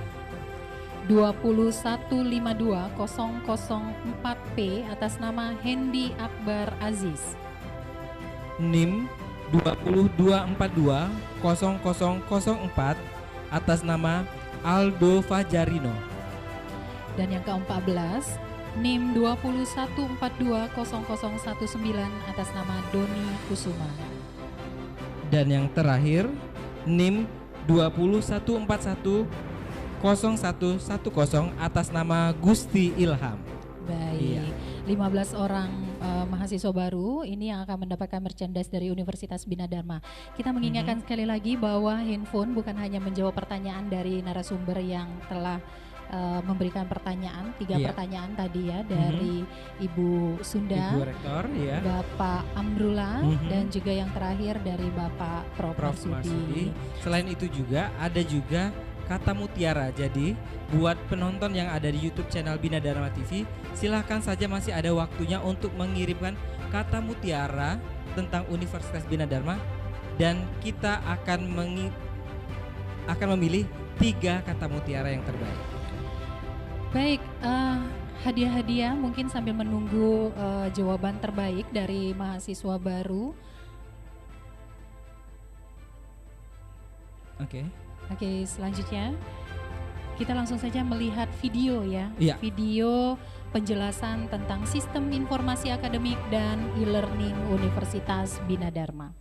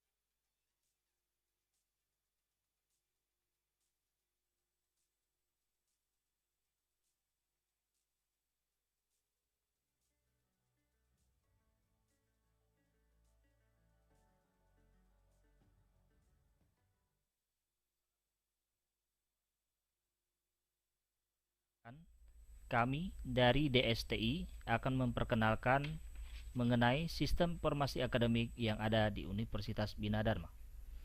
Adapun menu-menu yang akan kami jelaskan pada kesempatan hari ini yaitu 1. Kartu rencana studi, 2. Menu KHS atau kartu hasil studi, yang ketiga pembuatan kode bayar di luar SPP, keempat pengajuan angsuran, kelima ganti foto, keenam reset password Gmail, ketujuh N3 KRS SP atau KRS reguler.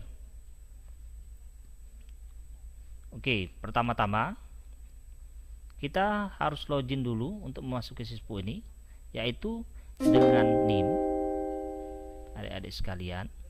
Kemudian password yang sudah adik-adik buat pada saat melakukan aktivasi SISPO.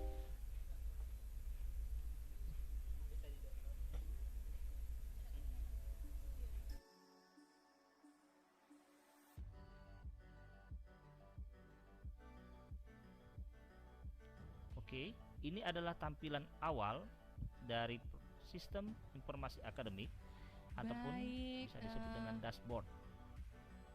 Di dashboard ini seluruh mahasiswa itu ada informasi baru Universitas Bina Dharma. Ini cuplikan saja video. Ya, cuplikan video tentang bagaimana penggunaan sistem informasi akademik Universitas Bina Dharma, dan juga nanti dilanjutkan dengan bagaimana penggunaan e-learning, media pembelajaran yang kita gunakan. Baik. Nanti video ini bisa di-download atau dilihat langsung di websitenya PKKMB Universitas Bina Dharma. Dengan alamatnya di pkkmb.binadharma.ac.id. Oke, ya. Mungkin kepada operator, bolehkah kami melihat wajah-wajah mahasiswa baru yang ada di Zoom? Menyaksikan acara hari ini via Zoom? Boleh kita lihat? Boleh di-unmute dulu suaranya? Bisa lambaikan tangan ke kita semua yang mengikuti via Zoom. Ya. Kepada mahasiswa baru Universitas Bina Dharma, dan juga di sini ada para dosen-dosen, ketua program studi juga yang telah bergabung. Lambaikan tangannya, selamat datang dan selamat bergabung. Mulai minggu depan ini sudah aktif perkuliahan. Aktif belajar, Iya, aktif belajar. Ya, seperti yang kita infokan tadi, teknis bagaimana penggunaan e-learning, penggunaan SISPO bisa di-download dan bisa ditonton berulang-ulang sampai mengerti, sehingga minggu depan ketika kita mulai perkuliahan semuanya sudah bisa berjalan secara lancar. Baik. Ya, bagaimana ini panitia? Apakah nama-nama pemenang smartphone? Yang akan mendapatkan hadiah seperti informasi sebelumnya ya, kepada para pemenang baik door prize maupun handphone yang akan diberikan, ini panitia akan menghubungi langsung ke nomor handphone yang terdaftar di SISPO Universitas Bina Dharma. Kalau beberapa kali panggilan dihubungi tidak bisa terhubung, maka hadiah akan dibatalkan. Baik, dan juga pengumuman pemenang tidak bisa diganggu gugat karena sudah ditentukan oleh panitia dan juga pembicara kita. Baik, kita langsung saja ke yang pertama.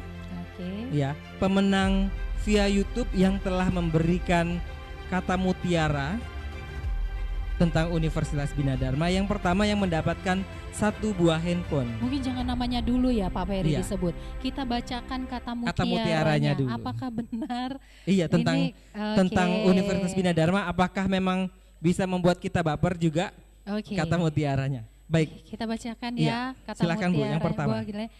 Yang pertama, jadilah mutiara di antara emas. Jadilah tangguh di antara yang kuat. Jadilah pemenang di antara peserta. Be smart, be healthy, and go international with Bina Dharma University bermutu. Berikan tepuk tangan ya, walaupun dari seberang sana tepuk tangannya tidak terdengar, tapi semangatnya ini sampai di hati kita di sini ya. Ini mendapatkan sebuah smartphone. Ini cantik sekali ya, bisa dipakai untuk kuliah online. Ya, ini Mbak Ajeng sudah berharap-harap pemenangnya ini. Kita belum menyebutkan siapa yang memiliki kata mutiara ini, yaitu Ahmad Rifki Rinaldi 21410077. Ini dari program studi Sistem Informasi. Selamat buat Ahmad Rifki Rinaldi. Ini sangat beruntung sekali ya. Ini bisa dipakai untuk kuliah nanti ya. Tinggal beli handphonenya. Kuotanya juga kalau sudah terdaftar ini akan mendapatkan bantuan kuota gratis dari. Baik. Oke, dan yang kedua silakan Pak Ferry. Dia bilang quote of the day, pilihlah jurusan terbaik berkomitmen harus dibuat sesakral mungkin supaya sadar otak kita ditekankan untuk you have to take it seriously. Bagus sekali, sudah pakai mengikuti visi dan misi Universitas Bina Dharma nih menggunakan bahasa internasional. Pemenang ini atas nama Neta Anggraini 20-181-0019 dari program studi psikologi. Oke, ini mahasiswa yang beruntung kedua dan yang ketiga. Silakan Pak Ferry lagi. Baik, baca. Saya bacakan lagi kata mutiaranya. Jangan bilang tidak mungkin, walau ketidakmungkinan itu 99,9%, karena masih ada 0,1% kemungkinan. Bukan berarti 99,9% pasti menang dari 0,1%. Saat 0,1% muncul, maka 100% akan menghapuskan kegagalan. Jadi 99,9% bisa kalah dari 0,1, makanya tidak ada yang tidak mungkin walaupun kemungkinan itu kecil sekali. Karena untuk mencukupi ya, jadi kalau uang 1.000 nggak ada 25 peraknya juga nggak akan jadi 1.000. Iya, bisa jadi gagal. Oke, ini kata mutiara dari Faiz Hidayat 201424200026 dari program studi Teknik Informatika S1. Iya. Baik, sebenarnya ini banyak sekali kata mutiara yang sudah masuk ke panitia. Cuma kita hanya memilih 3 orang saja karena hadiahnya disiapkan untuk 3 pemenang. Baik, selanjutnya ini 3 pertanyaan ya? Iya, 3 pertanyaan. 3 pertanyaan terbaik. Yang bukan 3 pemenang. Oh oke, 3 pemenang dari 3 pertanyaan. Pertanyaan yang pertama yang diberikan oleh Rektor Universitas Bina Dharma yang tadi menanyakan tentang akronim dari kata bermutu. Pride, bermutu. Iya, bermutu dan juga aplikasinya ketika kita kuliah di Universitas Bina Dharma. Baik, boleh Bu ini sudah langsung bacakan. Oke. Yang beruntung yaitu Yulia Rizkia 201810030 dari program studi psikologi. Ini juga mendapatkan 1 buah smartphone. Baik. Selanjutnya yang kedua, pertanyaan dari Bapak Amrullah. Laksamana Raja di Laut. Waduh. Kan angkatan laut. Iya, angkatan laut. Jenderal bintang 3 dari angkatan laut dan juga rektor dari Universitas Pertahanan. Waduh, banyak sekali. Kita bangga sekali ya dengan kedua pembicara kita hari ini. Sangat hebat sekali. Oke, langsung saja kita ke jawabannya. Oke, jawabannya yang menangnya karena di sini kita nggak diberikan jawaban. Bukan ya. kita yang menjawab. Saking pengennya hadiah, jadi pengen menjawab. Langsung saja pemenangnya atas nama Lang Dimas Perkasa 20-141-0157 dari program studi Sistem Informasi. Lang Dimas Perkasa. Sesuai juga dengan materinya tadi tentang ketahanan negara, kewarganegaraan. Baik, dan yang terakhir? Yang terakhir masih belum ada informasi pemenangnya, masih dikonfirmasi kepada pembicara. Oh ya, jadi tadi pertanyaan kita mengingatkan ya, sebutkan 5 soft skill yang harus dikuasai agar sukses di masa depan oleh dari sekian banyak soft skill yang kita perlukan, hanya perlu dibutuhkan 5 soft skill saja. Ya, sebenarnya materi dari Prof. Mansuri tadi ada beberapa yang bikin banyak orang itu merasa ketakutan dengan kecanggihan teknologi. Karena ada 10 pekerjaan yang akan hilang. Tetapi tidak menutup kemungkinan akan ada 10% juga pekerjaan-pekerjaan baru yang akan datang seperti. Oke. Baik, untuk pemenang yang ketiga dari Zoom, kita nanti langsung hubungi via telepon. Karena kita sedang menginformasikan, sedang mengkonfirmasi kepada pembicara kita tentang siapa yang terbaik dari beberapa banyak yang baik memberikan jawaban dari pertanyaan dari Profesor Marsudi. Jadi nanti langsung diumumkan via telepon, dihubungi via telepon. Baik, hadiah semua sudah terdistribusi. Sudah terdistribusi semuanya. Sudah kita bagi-bagi, dan ini baru permulaan dari hadiah-hadiah keseruan-keseruan yang ada di Universitas Bina Dharma. Wow, permulaan, karena mulai besok kita ada di tingkat fakultas yang juga akan bagi-bagi hadiah ya. Dan kami ingatkan sekali lagi bahwa nanti ada penggunaan e-learning langsung oleh seluruh mahasiswa baru Universitas Bina Dharma. Langsung nanti dipraktekkan. Ada materi dan juga ada soal-soal yang harus dituntaskan. Selesai menjawab soal-soal nanti akan mendapatkan sertifikat ya juga sebagai peserta yang telah menggunakan e-learning. Jadi supaya nanti tanggal 28 perkuliahan dimulai, ini mahasiswa baru nggak kaget lagi seperti apa penggunaan e-learning di Universitas Bina Dharma.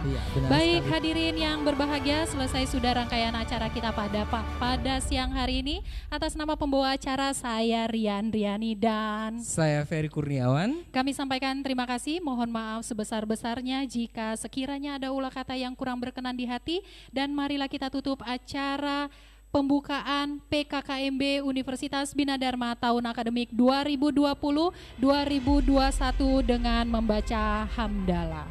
Alhamdulillahirabbil alamin. Billahi taufik wal hidayah. Wassalamualaikum warahmatullahi wabarakatuh. Universitas Bina Dharma bermutu. Salam sehat dan salam sukses untuk kita semua. Terima kasih kepada mahasiswa Universitas Bina Dharma perwakilan yang telah hadir di kampus Universitas Bina Dharma dan seluruh panitia yang telah bekerja keras untuk mensukseskan acara PKKMB Universitas Bina Dharma tahun 2020. Baik. Jaga kesehatan, jaga protokol kesehatan karena masih banyak perjalanan waktu yang harus kita lalui. Benar sekali.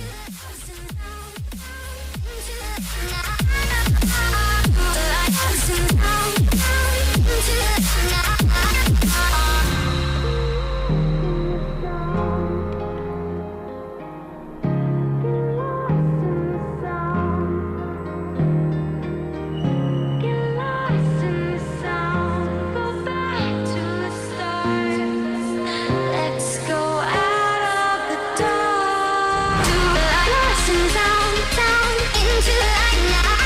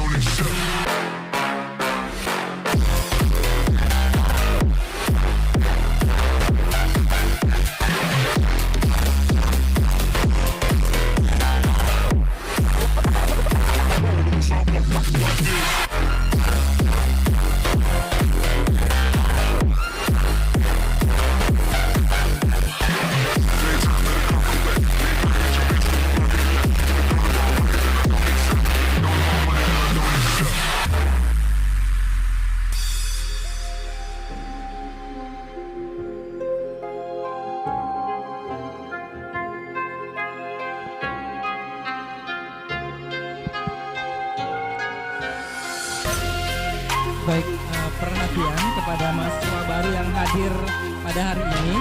Kami informasikan bahwa karena tidak bisa ikut door prize yang ada di Zoom dan juga di YouTube, jadi kita akan memberikan 5 door prize buat mahasiswa baru yang hadir pada hari ini. Dan nanti akan dihubungi via telepon siapa yang akan mendapat prize-nya. Jadi ada 5 mahasiswa baru yang akan mendapat door prize. Terima kasih.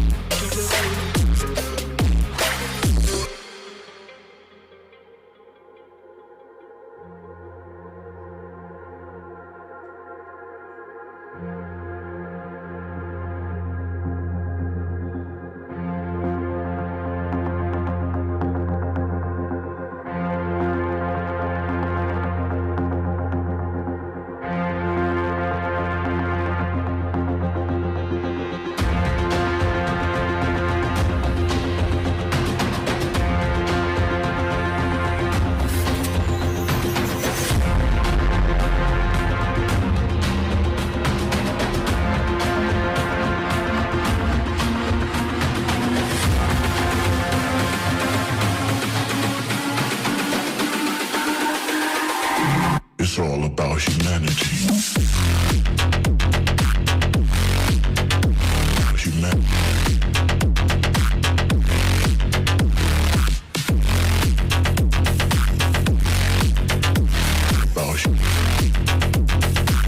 It's all about humanity.